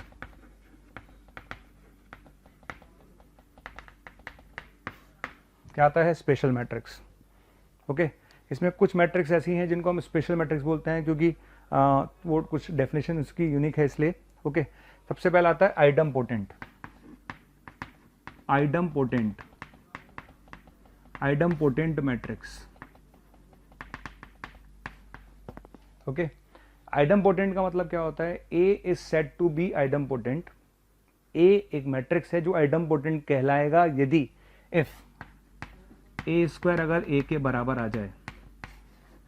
ओके, अगर ए स्क्वायर की वैल्यू ए के बराबर आ जाती है तो उसे बोलते हैं हम आइडम पोटेंट, राइट। अच्छा, इसको हम जनरलाइज कर दें। जनरलाइज का मतलब यार ये तो ऑब्वियस ही बात है कि अगर ए स्क्वायर अगर ए के बराबर आ रहा है तो ए क्यूब भी ए के बराबर आएगा। तो जनरलाइज करने का लिख सकते हैं ए की पावर एन भी ए के बराबर होगा। ओके, आइडम पोटेंट मैट्रिक्स की बेसिक डेफिनेशन क्या है? किसी भी मैट्रिक्स का स्क्वायर करने पे अगर वही आ जाता है तो उसे आइडम पोटेंट कहते हैं। और ऑब्वियसली बात है, अगर ए स्क्वायर अगर ए आ रहा है तो ए क्यूब भी ए आएगा, ए की पावर 4 भी आएगा और ए की पावर एन भी ए आएगा, राइट। इसका सबसे अच्छा एग्जांपल है आइडेंटिटी मैट्रिक्स यानी यूनिट मैट्रिक्स, क्योंकि यूनिट मैट्रिक्स का स्क्वायर करेंगे तो वापस यूनिट मैट्रिक्स आ जाएगा। सेकंड नंबर पर आता है इनवॉल्यूटरी,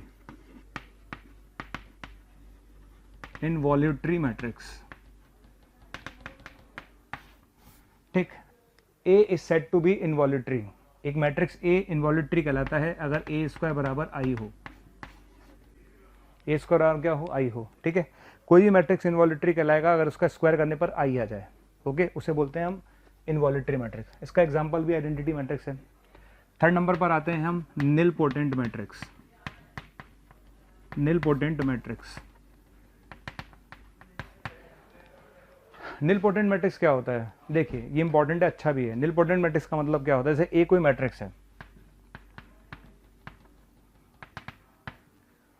ठीक, आपने उसकी पावर्स निकालना चालू किया, आपने ए स्क्वायर निकाला, आपने ए क्यूब निकाला, अगर कहीं जाके पहली बार जीरो आ गया, फर्स्ट टाइम कहीं भी जाके जीरो आ गया, जीरो मतलब नल मैट्रिक्स बन गया।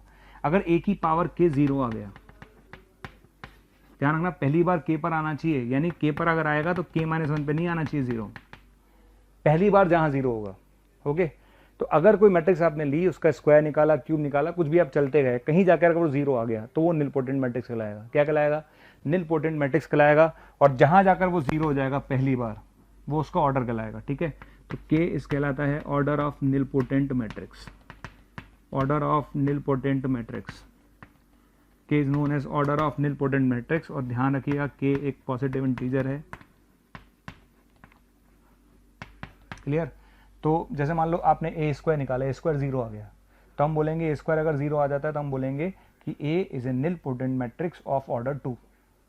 मान लेते हैं ए स्क्वायर जीरो नहीं आया, ए क्यूब जीरो आ गया, तो हम बोलेंगे A is a nilpotent matrix of order 3, जहां पहली बार जीरो आ जाएगा। चौथे नंबर पर आता है पीरियोडिक मैट्रिक्स।